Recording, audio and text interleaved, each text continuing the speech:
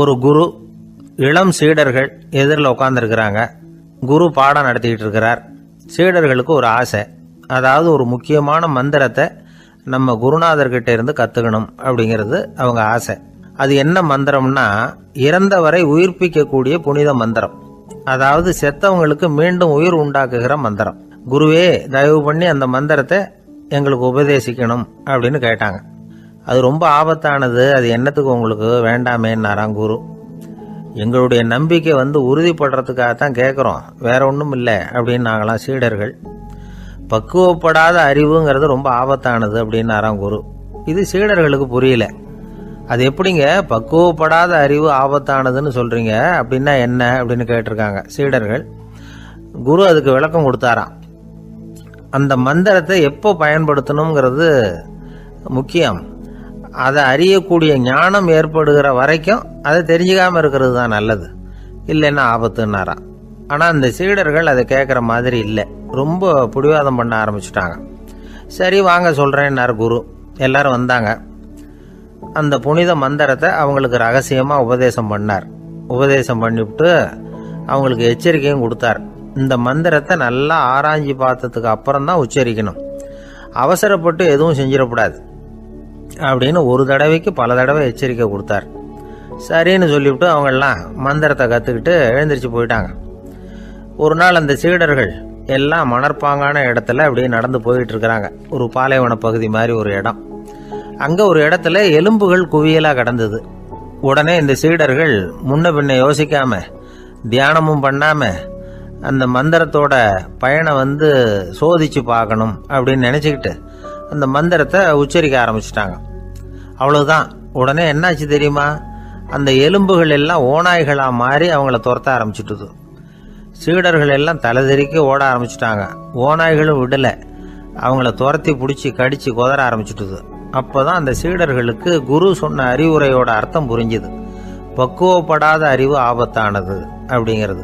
அதனால இதுலேருந்து நாம் தெரிஞ்சுக்க வேண்டியது என்னன்னா, நாம் நம்ம அறிவை வளர்த்துக்கிட்டா மட்டும் போதாது, அந்த அறிவை எப்போ எப்படி பயன்படுத்தணும் அப்படிங்கிற பக்குவமும் நமக்கு வரணும்.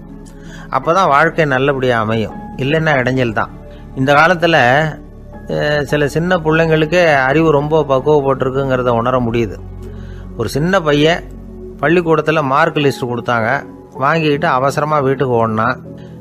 எதிரில் வந்த ஒருத்தர் கேட்டார், என்ன அவசரம், ஏன் இப்படி வேகமாக ஓடுறேன்னார். எங்கள் அம்மா கிட்ட அடி வாங்கணும், அதுக்காக தான் ஓடுறேன்னா. அடி வாங்கிறதுக்கா இவ்வளவு அவசரம்னார் அவர். அப்படி இல்லைங்க, நான் போகிறதுக்குள்ளே எங்கள் அப்பா வீட்டுக்கு வந்துட்டாருன்னா அவர்கிட்ட அடி வாங்க வேண்டியிருக்கும், அதை அவாய்ட் பண்ணுறதுக்காக இப்படி ஓடுறேன் அப்படின்னு நானும் அந்த பையன். இந்த உலகத்தில் எல்லாருக்கும் மகிழ்ச்சி தரக்கூடிய ஒரு பொருள் எது? இது ஒரு முக்கியமான கேள்வி. இந்த கேள்விக்கு பொருத்தமான ஒரு பதிலை உங்களால் சொல்ல முடியுமா? அதாவது கொஞ்சம் யோசித்து பார்த்தா பணம்னு சொல்லலாமா? இப்போ கையில் காசு இல்லாதவங்ககிட்ட ஒரு 10 ரூபாயை கொடுத்தா அது அவனுக்கு சந்தோஷத்தை கொடுக்கும். ஏற்கனவே வருமான வரி பிரச்சனையில் சிக்கி இருக்கிறவர்கிட்ட இன்னும் கொஞ்சம் பணம் இருந்தாங்கன்னு சொல்லி கொடுத்தோம்னா அது அவருக்கு சங்கடத்தை தான் கொடுக்கும். அதனால் அந்த கேள்விக்கு பணம்ங்கிறது பொருத்தமான பதிலாக இருக்க முடியாது. கேள்வி என்னன்னா, இந்த உலகத்தில் எல்லாருக்கும் மகிழ்ச்சி தரக்கூடிய ஒரு பொருள் எது? சரி, இனிப்புன்னு சொல்லலாமா? ஏன்னா எல்லாருக்கும் இனிக்க தானே செய்யும். அதுலேயும் ஒரு சிக்கல் இருக்குது. சர்க்கரை வியாதிக்காரங்களுக்கு அது என்ன சந்தோஷத்தையாக கொடுக்கும்? ஆக எல்லாருக்கும் வேறுபாடு எதுவும் இல்லாமல் மகிழ்ச்சியை கொடுக்கக்கூடியது வேற ஏதோ ஒன்று இருக்குது. அது என்னன்னு கண்டுபிடிக்கணும். அதுதான் இன்றைக்கி தகவல். இப்போ அதை கண்டுபிடிக்கணும்னா இந்த கதையை கேட்கணும். அது என்ன கதைன்னா, ஒரு ஊரில் ஒரு ராஜா இருந்தார். அவருக்கும் இதே சந்தேகம் வந்துட்டுது. அதாவது எல்லாருக்கும் இன்பம் தரக்கூடிய பொருள் எது அப்படின்னு. இதுக்கு பதில் தெரிஞ்சுக்கிறதுக்கு ஆசைப்பட்டார். சரி, அதுக்கு என்ன செய்யலாம்னு யோசனை பண்ணார். நாட்டு மக்களுக்கு பகிரங்கமாக ஒரு அறிவிப்பு கொடுத்தார். நம்ம நாட்டு மக்கள் இன்பம் தரக்கூடிய பொருள் எதுன்னு நினைக்கிறாங்களோ அதை கொண்டுகிட்டு அரண்மனையில் உள்ள கண்காட்சி மண்டபத்தில் வைக்கலாம். அப்படி அவங்க வைக்கிற பொருள்களில் எது எல்லாருக்கும் இன்பம் தரக்கூடியதாக இருக்குமோ அதை வச்சவருக்கு 1000 பொற்காசுகள் பரிசு அப்படின்னு அறிவிப்பு கொடுத்துட்டார். ஜனங்கள் இந்த அறிவிப்பை கேட்டாங்க. அதுக்கப்புறம் சும்மா இருப்பாங்களா? 1000 பொற்காசுன்னா சும்மாவா? அவங்க கையில் என்னென்ன கிடைச்சதோ அதையெல்லாம் கொண்டாந்து அரண்மனை காட்சி மண்டபத்தில் வச்சுட்டாங்க. அதுக்கப்புறமா ராஜா அங்கே வந்தார். ஒவ்வொன்றா பார்த்துக்கிட்டே வந்தார். முதல்ல ஒரு குயில் இருந்தது, இனிமையாக பாடக்கூடிய குயில். இந்த குயிலோட இன்னிசை எல்லாருக்கும் இன்பம் தரக்கூடியது தான். இருந்தாலும் காது கேட்காதவங்களுக்கு இந்த இசை எப்படி இன்பம் தர முடியும்? அதனால் இது சரியில்லைன்னு விட்டார். அடுத்தபடியாக போனார். அங்கே என்ன வச்சுருக்குறாங்கன்னு பார்த்தா ஒரு அழகான மயில் அங்கே தோகை விரித்து ஆடிக்கிட்டு இருக்குது. இந்த மயிலோட ஆட்டம் மனசுக்கு இன்பம் தரக்கூடியது தான். இருந்தாலும் பார்வை இல்லாதவங்க இந்த ஆட்டத்தை பார்த்து ரசிக்க முடியுமா? முடியாது. அதனால் இதுவும் சரியில்லை அப்படின்னு சொல்லிவிட்டார். அதுக்கு அடுத்தபடியாக போனார். பல வகையான இனிப்பு பண்டங்களை வச்சுருந்தாங்க. பார்த்தார், வயசானவங்களுக்கும் நோயாளிகளுக்கும் இது இன்பம் தராது, துன்பம் தான் கொடுக்கும் அப்படின்னார். இப்படி ஒவ்வொன்றா பார்த்துக்கிட்டே போகிறார். அழகான மலர்கள், கனிகள், ஓவியங்கள் எதுவுமே பொருத்தமாக தெரியல. சகல பேருக்கும் இன்பம் தரக்கூடிய வகையில் எதுவும் இல்லை. கடைசியாக வந்தார். அங்கே ஒரு களிமண் பொம்மை இருந்தது. அது என்ன பொம்மை தெரியுமா? பசியால் வாடி இருக்கிற ஒருத்தருக்கு ஒரு அம்மா இனிமையாக பேசிக்கிட்டு சோறு போடுறது மாதிரி அந்த பொம்மையை செஞ்சுருந்தாங்க. அதுக்கு கீழே அன்பு அப்படின்னு எழுதியிருந்ததுதான். ராஜா பளிச்சுன்னு ஒரு முடிவுக்கு வந்தார். அந்த பொம்மையை செஞ்ச சிற்பியை வரவழைச்சார், பரிசு கொடுத்தார். அன்பு ஒன்று தான் எல்லாருக்கும் இன்பம் அளிக்கக்கூடிய பொருள். காது கேட்காதவங்களும் அதை கேட்க முடியும், பார்வை இல்லாதவங்களும் அதை பார்க்க முடியும், குழந்தைகளும் அதை உணர முடியும் அப்படின்னு அதுக்கு விளக்கம் கொடுத்தார் அந்த மன்னர். இந்த உலகத்தில் எல்லாருக்கும் மகிழ்ச்சி தரக்கூடிய ஒரு பொருள் அன்பு தான். அதை புரிஞ்சுக்கிட்டு தான் சில கணவன்மார்கள் மனைவி பேரில் ரொம்ப அன்பை காட்டிக்கிறது வழக்கம். ஒரு வீட்டு வாசப்படி பக்கமாக மழைக்கு ஒதுங்கினார் ஒருத்தர். மழை தூரிக்கிட்டு இருந்தது, இருட்டு நேரம். அந்த வீட்டில் இருந்தவர், இன்னைக்கு ராத்திரி வேணும்னா இங்கேயே தங்கிட்டு காலையில் போங்க அப்படின்னார். உடனே இவர் சொன்னார், ரொம்ப நன்றிங்க, ஒரு 10 நிமிஷத்தில் இதை வந்துடுறேன் அப்படின்னு சொல்லிவிட்டு எங்கேயோ ஓடினார். 10 நிமிஷம் கழித்து திரும்பி வந்தார். ஆமாம், எங்கே போயிட்டு வந்தீங்கன்னு கேட்டார் வீட்டில் இருந்தவர். நேராக எங்கள் வீட்டுக்கு போய் மனைவி கிட்ட இன்னைக்கு ராத்திரி இங்கேயே தங்கிக்கிறேன்னு சொல்லிவிட்டு வந்துட்டேன் அப்படின்னார் அவர். அன்புல இது ஒரு ரகம். இந்த உலகத்தில் எவ்வளவோ உயிரினங்கள் இருக்குது. ஒவ்வொன்றும் ஒவ்வொரு விதமாக சண்டை போடுது. இப்போ 2 மாடு சண்டை போட்டுக்குதுன்னு வச்சுங்க, என்ன பண்ணும்? 2 முட்டிக்கும். அதுக்கு சண்டை போடுறதுக்கு ஆயுதமாக உபயோகப்படுறது அதோட கொம்பு. 2 சேவல் சண்டை போட்டுக்குதுன்னு வச்சுங்க, அதுக்கு ஆயுதமாக உபயோகப்படுறது அதோட கால் நகம். காலால் தான் அது ஒன்றோட ஒன்று சண்டை போட்டுக்கும். ஆனால் 2 மனுஷன் சண்டை போட்டுக்கிறான்னு வச்சுங்க, இவன் இன்னதை தான் ஆயுதமாக உபயோகப்படுத்துவான்னு குறிப்பிட்டு சொல்ல முடியாது. கல்லை எடுப்பான், கத்தி எடுப்பான், துப்பாக்கி எடுப்பான், என்ன வேணாலும் பண்ணுவான். வாயால் திட்டுவான், கையால் அடிப்பான், காலால் உதைப்பான், சகலகலாக வல்லவன். விலங்குகள்லாம் பொதுவாக வாயை சாப்பிட்றதுக்கு மட்டும்தான் உபயோகப்படுத்துது. ஆனால் இவனுக்கு சாப்பிட்றதுக்கும் அதுதான், சாப்பிட்டு விட்டு திட்டுறதுக்கும் அதுதான். ஆனால் ஒரு விஷயத்தில் மட்டும் கெட்டிக்கிறேன். அதாவது நாம் சண்டை போட்டுக்கிட்டாலும் பரவாயில்லை, கோழிகள் சண்டை போடாமல் இருக்கணும் அப்படின்னு ஆசைப்படுறான். எதுக்காக? கோழிகள் சண்டை போடாமல் இருந்தால் நிறைய முட்டைகள் போடுமா, அதுக்காக தான் இந்த அக்கறை. கோழி பண்ணை வச்சிருக்கிறவங்களுக்கு இது ஒரு பெரிய பிரச்சனை. அதாவது பண்ணையில் இருக்கிற கோழிகளுக்குள்ளே அடிக்கடி சண்டை வந்துடும். அதனால் முட்டை உற்பத்தி குறைஞ்சிரும். சரி, இதுக்கு என்ன பண்ணுறது? பண்ணையில் போய் உட்காந்துக்கிட்டு தினமும் பஞ்சாயத்து பேசிகிட்டு இருக்க முடியுமா? அமெரிக்காவில் கோழி பண்ணை வச்சிருக்கிற ஒருத்தர் இதை பற்றி யோசனை பண்ணி பார்த்தாராம். ஒரு வழியையும் கண்டுபிடிச்சிருக்கார். கோழிக்கெல்லாம் மூக்கு கண்ணாடி மாட்டி விட்டுட்டோம்னா அது சண்டை போடுற குணம் குறைஞ்சிரும், முட்டை அதிகமாகிடும். அந்த கண்ணாடியில் உள்ள லென்ஸு சிவப்பு நிறத்தில் இருக்கணும், அவ்வளவுதான் அப்படின்னு அவர் கண்டுபிடிச்சாராம். இது ஏற்கனவே நடைமுறையில் கண்டுபிடிக்கப்பட்ட ஒரு விஷயம். ஆனால் எல்லா கோழிக்கும் சிவப்பு மூக்கு கண்ணாடி எப்படி மாட்டி விடுறது? அப்படியே மாட்டி விட்டாலும் அது நழுவாமல் இருக்கணுமே. இப்போ நாமெல்லாம் நடு விரலால் மூக்கு கண்ணாடி நடுவில் தொட்டு அப்படி ஸ்டைலாக சரி பண்ணிக்கிறோம். அது மாதிரி கோழி எப்படி சரி பண்ணிக்கும்? இதுதான் பிரச்சனை.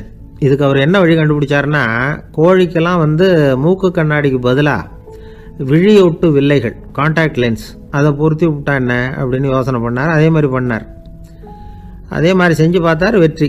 அதுக்கப்புறம் கோழியெல்லாம் சண்டை போட்டுக்கலையாம், சமாதான பிரியர்கள் ஆகிட்டு தான். கோழிகளுக்கு இயல்பாகவே சண்டை போடுற குணம் உண்டு. ஆனால் அதோட கண்ணுக்கு பார்க்குற பொருள்லாம் ரோஜா நிறத்துலையோ அல்லது இன்னும் சொல்ல போனால் அழுத்தமான சிவப்பு நிறத்துலையோ தெரிஞ்சதுன்னா சண்டை போடுற குணம் குறைஞ்சிருதான். அந்த சமயத்தில் அது அதிகமாகவும் முட்டையிட ஆரம்பிச்சுடுதான்.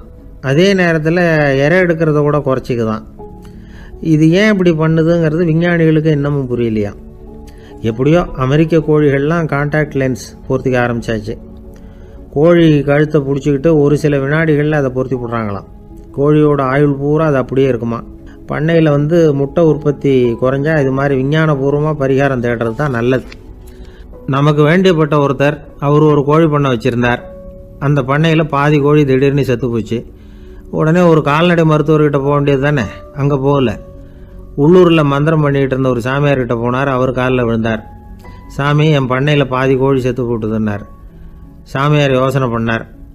சரி, பண்ணையில் வாசப்படி கிழக்கு பக்கமாக வச்சுருக்கியா மேற்கு பக்கமாக வச்சுருக்கியான்னு கேட்டார். கிழக்கு பக்கமாக இருக்குன்னார் அவர். அதுதான் தப்பு, மேற்கு பக்கமாக அதை மாற்று சரியாக போடும்னாராம். அதே போல் இவர் போய் மாற்றிவிட்டார். அப்பவும் பாதி செத்து போச்சு. மறுபடியும் சொன்னார், சாமி மறுபடியும் பாதி கோழி செத்து போட்டுதேன்னார். சரி, கூரை எப்படி போட்டிருக்க, ஓடு போட்டிருக்கியா இல்லை கீத்து போட்டிருக்கியான்னார். ஓடு போட்டிருக்கேன்னாராம் அவர். அதுதான் தப்பு, அதை கீத்து போட்டுரும் சரியாக போடும்னாராம். சரின்னு போய் அதையும் மாற்றி பார்த்தார். மறுபடியும் போயிட்டுது, கோழி செத்து போச்சு. வந்தார். மறுபடியும் பாதி செத்து போச்சு சாமின்னு வந்தார். இவரும் யோசனையை மாற்றி மாற்றி சொல்லிகிட்டே இருக்கிறார். இப்படி அவரும் மாற்றி மாற்றி பார்த்தார். 6வது தடவையாக அவரை தேடிட்டு வந்தார். அந்த சமயத்தில் இவர் ரொம்ப தீவிரமாக யோசனை பண்ணி பார்த்துட்டு, அது சரிப்பா, நீயே என்கிட்ட சளைக்காமல் வந்துக்கிட்டு இருக்கிற, நானும் யோசனை சொல்லிகிட்டு இருக்கேன். இப்போவும் உங்ககிட்ட சொல்கிறதுக்கு என்கிட்ட யோசனை நிறையா இருக்குது. ஆனால் சோதிக்கிறதுக்கு உங்ககிட்ட கோழி இல்லையே, என்ன பண்ணுறது அப்படின்னாராம். இவர் நடந்து போய்கிட்டு இருந்தார். அவர் தோளில் ஒரு பெரிய துணி மூட்டை, அதை சுமந்துக்கிட்டு கடத்தெருவை நோக்கி அவர் போய்கிட்டு இருக்கிறார். வழியில் அவரை சந்தித்தார் உமர். அவர் கேட்டார், கலீஃபா அவர்களே, எங்கே புறப்பட்டுட்டீங்க அப்படின்னு கேட்டார். கலீஃபான்னா ஆட்சித்தலைவர்னு அர்த்தம். இதுக்கு அவர் சொன்னார், நான் துணி வணிகம் செய்கிறவன், அதனால் துணி வியாபாரம் செய்கிறதுக்காக போயிட்டுருக்கிறேன்னார். நீங்கள் இப்போ இந்த நாட்டுக்கு ஆட்சித்தலைவர், ஆட்சி பொறுப்பில் இருக்கிறீங்க. நீங்கள் வியாபாரம் செய்ய போட்டால் அரசு பணிகளை செய்கிறது யார் அப்படின்னு கேட்டார் அவர்.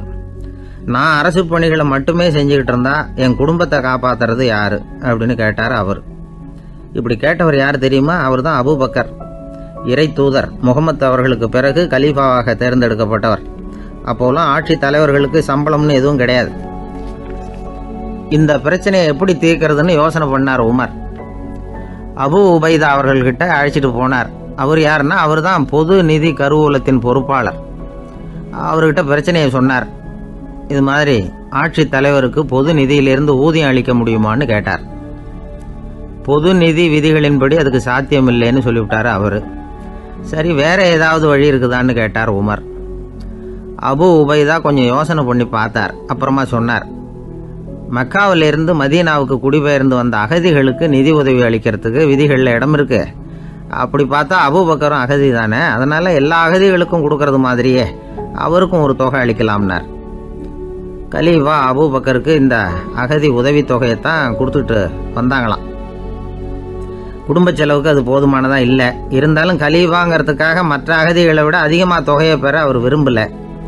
மார்பு பக்கம் கிழிஞ்சிருந்த ஒரு மேலாடையை தான் அவர் அணிஞ்சிருந்தார். அவருடைய துணைவியார் அஸ்மா, அவங்க ஒரு நாள் தேன் அருந்த ஆசையாக இருக்குன்னாங்களாம். நமக்கு கிடைக்கிற ஊதியம் குடும்ப செலவுக்கே போதுமானதா இல்லையே, இந்த நிலையில் தேன் வாங்கிறதுக்கு காசுக்கு நான் எங்கே போவேன்ருக்கார் அவர். கொஞ்ச நாள் கழித்து அவங்க ஒரு தொகையை அவர்கிட்ட கொடுத்து தேன் வாங்கிட்டு வர சொன்னாங்களாம். இவருக்கு ஆச்சரியம், ஏது இந்த பணம்னு கேட்டிருக்காரு. நீங்கள் தினமும் குடும்ப செலவுக்காக கொடுத்துக்கிட்டு வந்த பணத்தில் கொஞ்சம் கொஞ்சமாக மிச்சப்படுத்தி வச்சேன்னாங்களாம்.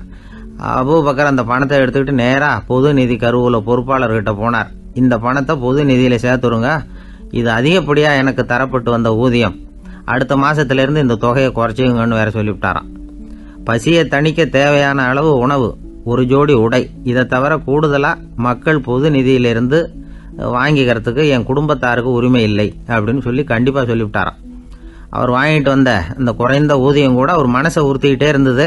கடைசி நேரம் அவர் தம்முடைய மகள் ஆயிஷா அவர்களை அழைச்சார். மகளே, இதுவரைக்கும் பொது நிதியிலிருந்து நான் வாங்கிட்டு வந்த தொகை என்னுடைய இதயத்தில் பாரமாக அழுத்திக்கிட்டு இருக்கு.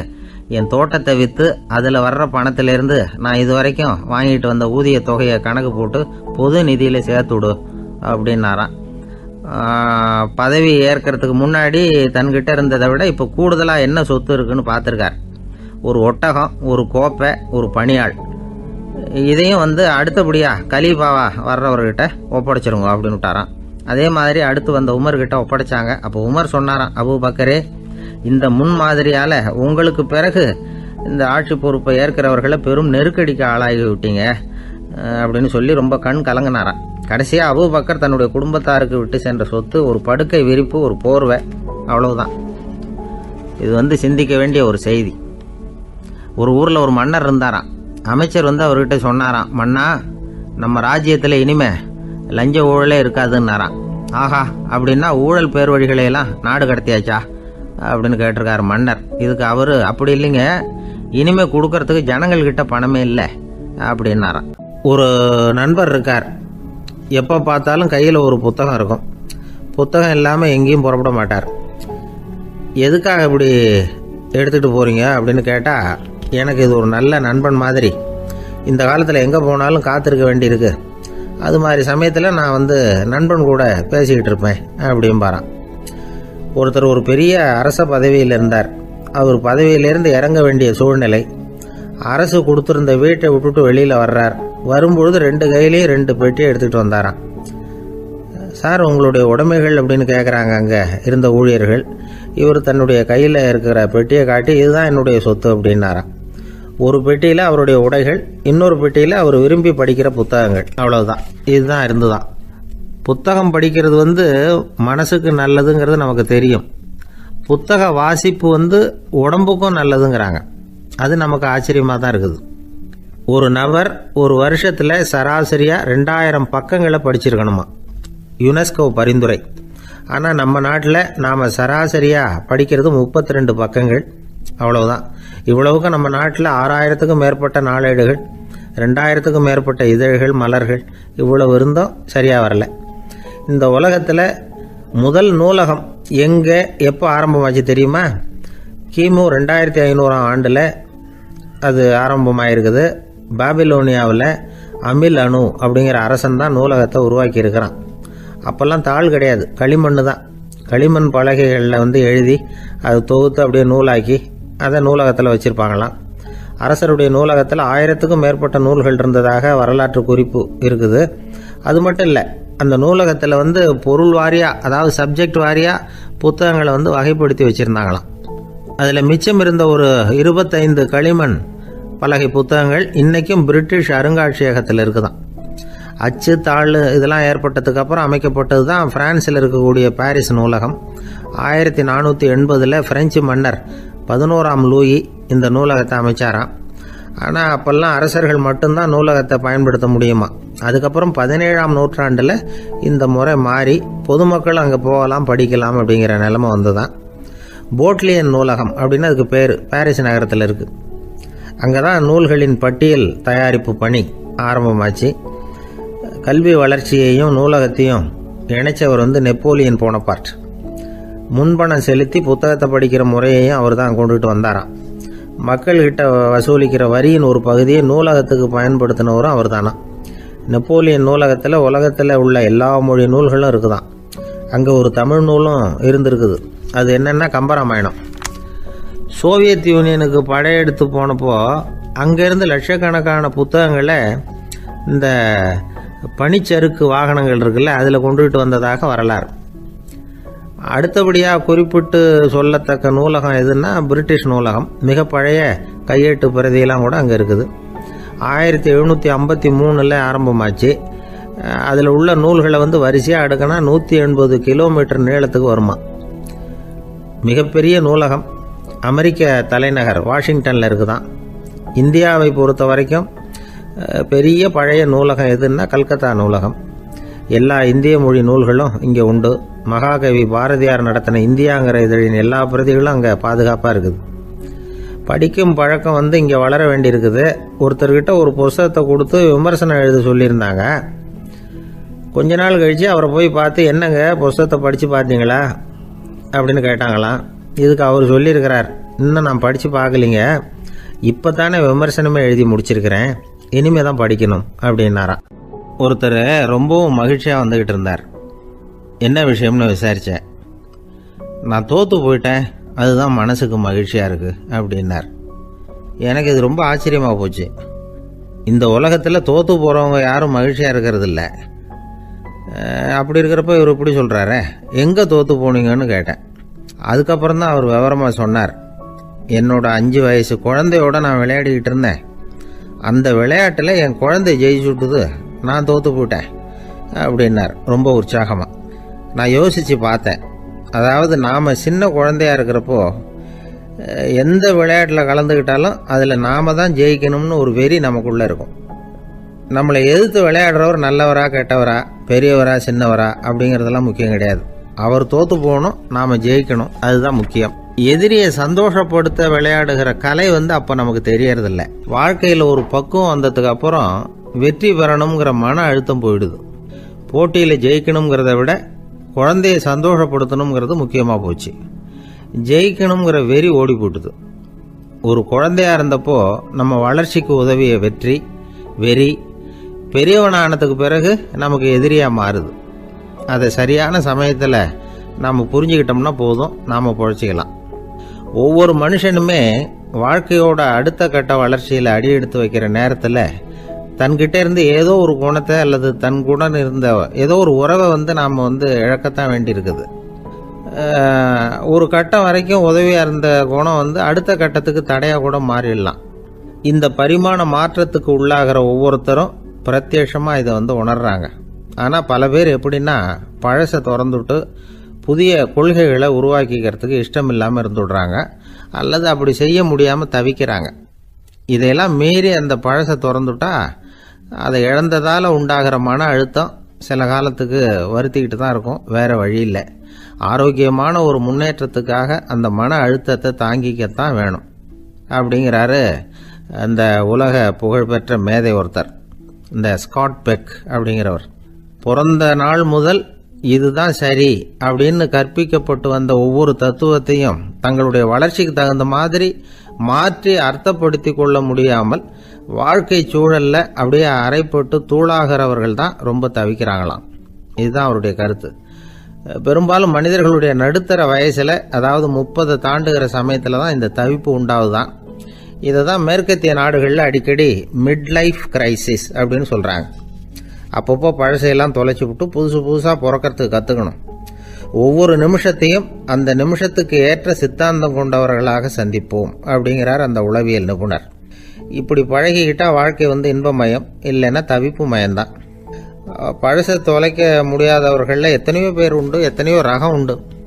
அதில் வேடிக்கையான நண்பர்களும் உண்டு. ஒருத்தர் நண்பர் வீட்டுக்கு போனார். அவர் ஏதோ இனிப்பு பலகாரம் கொடுத்து சாப்பிட சொல்லியிருக்கிறாங்க அவங்க வீட்டில். இவர் சாப்பிட்டு பார்த்துட்டு சொன்னாராம், சார் 6 மாதத்துக்கு முன்னாடி ஒரு தடவை இங்கே வந்தேன், அப்போது ஒரு இனிப்பு பலகாரம் கொடுத்தீங்க, அது இதை விட நல்லா இருந்தது சார் அப்படின்னாராம். அப்போ செஞ்ச அதே இனிப்பு பலகாரம் தான் சார் இதுவும் அப்படின்னாராம் அவர். ஐயா, என்னுடைய நூல் வெளியீட்டு விழாவுக்கு அவசியம் நீங்கள் வரணும் அப்படின்னு கூப்பிட்டார் ஒருத்தர். எப்போ வரணும்னு கேட்டேன். அடுத்த வாரம்னார். சரி, புத்தகம் தயாராகிட்டுதா அப்படின்னு. நாளைக்கு தான் அச்சிக்க கொடுக்க போகிறேன்னார். என்னங்க இது, புத்தகம் அச்சிடுறதுக்கு முன்னாடியே அழைப்பிதழை அச்சடிச்சு விட்டீங்களே அப்படின்னு கேட்டேன். அதனால் என்னங்க, அந்த காலம் மாதிரி அப்போல்லாம் அச்சுக்கலை எவ்வளவோ முன்னேறியாச்சுங்க. Linotype, monotype, photo type, laser, இப்படி என்னென்னமோ வந்தாச்சு. இன்னைக்கு கொடுத்தா நாளைக்கே புத்தகம் தயார் அப்படின்னார். இப்படி இந்த அளவுக்கு முன்னேறி இருக்கிற இந்த அச்சுக்கலை ஆரம்பத்தில் எப்படி இருந்தது தெரியுமா? அந்த காலத்தில் காகிதம்னா என்னன்னே தெரியாது. அப்படி ஒன்று கண்டுபிடிக்கப்படவே இல்லை. அப்போல்லாம் எதையாவது ஒன்று எழுதணும்னா அதுக்கு ஆட்டு தோலை தான் பயன்படுத்தி இருக்கிறாங்க. கண்ணுக்குட்டி தோல் கூட அதுக்கு உபயோகப்பட்டு தான். ஐரோப்பாவில் இருந்த பாதிரியார்கள் தோலில் எழுதப்பட்ட புத்தகத்தை தயாரிக்கிறதுல ரொம்ப கெட்டிக்காரங்களாம். எகிப்து, அப்புறம் மத்திய தரைக்கடல் ஓரத்தில் உள்ள நாடுகள், இங்கெல்லாம் தோல் தான் எழுது பொருளாக பயன்பட்டு வந்திருக்குது. ஆனால் நம்ம நாட்டில் ஓலைச்சுவடிகளை எழுத்துக்கு பயன்படுத்தி இருக்கிறாங்க. எழுதுறதுக்கு தோலை பயன்படுத்தினவங்க பிறகு பேப்பரைஸ் அப்படிங்கிற கோரை புல்லை அதுக்கு பயன்படுத்தினாங்களாம். இதெல்லாம் அப்படி கொஞ்சம் கொஞ்சமாக கண்டுபிடிச்சிட்டு வந்திருக்கிறாங்க. அந்த புல்லை கச்சிதமாக நறுக்க வேண்டியது, நல்லா பதப்படுத்த வேண்டியது, அதுக்கப்புறம் அதில் எழுத வேண்டியது, அவ்வளவுதான். பேப்பருங்கிற சொல்லே இந்த பேப்பைரஸ் அப்படிங்கிறதுலேருந்து வந்தது தான். அதுக்கப்புறம் தான் காகிதம் வந்தது. இதை முதல்ல சீன நாட்டில் தான் கண்டுபிடிச்சாங்க. அது வந்த பிறகு அச்சு எந்திரம் கண்டுபிடிக்க வேண்டிய அவசியம் ஏற்பட்டது. அதை கண்டுபிடிச்சவர் ஜெர்மானிய அறிவியல் அறிஞர் ஜான் கூட்டன்பர்க். அச்சு கலைக்கு அடித்தளம் அமைச்சவர் அவர் தான். ஜெர்மனியில் மெயின்ஸ் அப்படிங்கிற ஊரில் 1399 பிறந்தார். அவரோட மாமன் ஒருத்தர் உலோக வேலையில் வல்லவர். அவர்கிட்ட அந்த வேலையை கற்றுக்கிட்டார். அதோட வைர கற்களை வந்து பட்டை தீட்டுறதுலையும் ரொம்ப தேர்ச்சி பெற்றிருந்தார். இளம் வயசுலேயே சும்மா இருக்க மாட்டாராம். எதை செஞ்சாலும் அதை திறமையாக செய்வாராம். அவர் தான் முதல்ல மர அச்சு எழுத்துக்களை உருவாக்கினார். அது மேலே மை தடவி பிரதிகள் எடுத்தார். அதுக்கப்புறம் உலோக எழுத்துக்கள், முதல்ல காரியம், அப்புறம் இரும்பு, அப்புறம் கலப்பு உலோகம், பிறகு அச்சடிக்கிறதுக்கு எந்திரம் ஒன்றையும் உருவாக்கினார். முதல்ல பைபிள் அச்சடித்தார். 1468 அவர் இறந்து போனார். 16ஆம் நூற்றாண்டில் மேலை நாடுகளிலிருந்து மர எழுத்துக்களை கொண்டுகிட்டு வந்து தமிழ்நாட்டில் கிறிஸ்தவ நூல்களை அச்சிட்டாங்க. அப்போல்லாம் வந்து அச்சகங்கள் வந்து போதிய அளவுக்கு இங்கே இல்லை. அதுக்கு என்ன காரணம்னா, இந்தியர்கள் வந்து அச்சகங்களை நடத்தக்கூடாது அப்படின்னு சட்டம். 1835 வரைக்கும் அந்த சட்டம் வந்து நடைமுறையில் இருந்தது. இந்த நிலைமையில் அங்கேயும் இங்கேயுமா 1-2 அச்சகங்கள் ஆரம்பமாச்சு. 1713 தரங்கம்பாடியில் லூத்தரன் மிஷன் அச்சகம், அதே ஆண்டில் சென்னையில் SPCK அச்சகம். இது ரெண்டும் தான் இந்தியாவில் முதல்ல தொடங்கப்பட்ட அச்சகங்கள். ஆட்டுத்தோல்லையும் ஓலைச்சுவடியிலையும் எழுதப்பட்ட எழுத்துக்கள் இன்னைக்கு எங்கேயோ போயிட்டுது. ஆனால் நம்ம ஊரில் எழுத்தாளர்கள் நிலைமை தான் ஒன்றும் சொல்லிக்கிறது மாதிரி இல்லை. நம்ம ஆள் ஒருத்தர் சொன்னார், சார் நான் சொந்தத்தில் ஒரு அச்சாபீஸ் வச்சுருந்தேன், இப்போவும் வச்சுருக்கிறேன். அதனால் என்னுடைய படைப்புகளை புத்தகமாக வெளியிடுறதுல எனக்கு ஒன்றும் கஷ்டம் இல்லை. வருஷத்துக்கு ஒரு புத்தகம் எழுதி வெளியிட்டுருவேன். 15 வருஷமாக இலக்கிய உலகத்துக்கு இப்படி சேவை செஞ்சுக்கிட்டு வர்றேன். ஆனால் இந்த வருஷம்தான் வாசகர்கள் வந்து எனக்கு பாராட்டு விழா நடத்தி இருக்கிறாங்க அப்படின்னார். இந்த வருஷம் அப்படி என்ன விசேஷம் அப்படின்னு கேட்டோம். இந்த வருஷம்தான் நான் எந்த புத்தகம் எழுதி வெளியிடாமல் இருந்தேன், அதுக்காகத்தான் எனக்கு இந்த பாராட்டு விழா அப்படின்னார். ஊருக்கு வெளியில் அமைதியான ஒரு இடம், அங்கே ஒரு ஆசிரமம், அங்கே ஒரு சாமியார். அவர் தினமும் நல்ல போதனைகள்லாம் செய்வார். பல பேர் போய் அங்கேயே சில நாள் தங்கி இருந்து அவர் சொல்கிற அறிவுரைகளை எல்லாம் கேட்டுக்கிட்டு வர்றது வழக்கம். ஒரு தடவை அவரை பார்த்துட்டு போகிறதுக்காக 3 வெளியூர் தம்பதிகள் வந்தாங்களாம். அந்த மடத்திலேயே சாப்பிட்டுக்கிட்டு தங்கி இருந்து அவங்களுடைய போதனைகளை கேட்டுக்கிட்டு போகணுங்கிறது அவங்க நோக்கம். காலையில் குளிச்சுட்டு பூஜையில் உட்காந்தார் அந்த சுவாமி. இவங்களும் குளிச்சுட்டு அந்த பூஜையை பார்க்கறதுக்காக அவர் முன்னாடி வந்து உட்காந்தாங்க. பூஜை ஆரம்பமாச்சு. சம்பிரதாயப்படி அது ரொம்ப நேரம் நடந்துக்கிட்டே இருக்குது. இவங்களுக்கு நல்ல பசி இருந்தாலும் இந்த நேரத்தில் அதை எப்படி வெளியில் காட்டிக்கிறது? பேசாமல் இருந்தாங்க.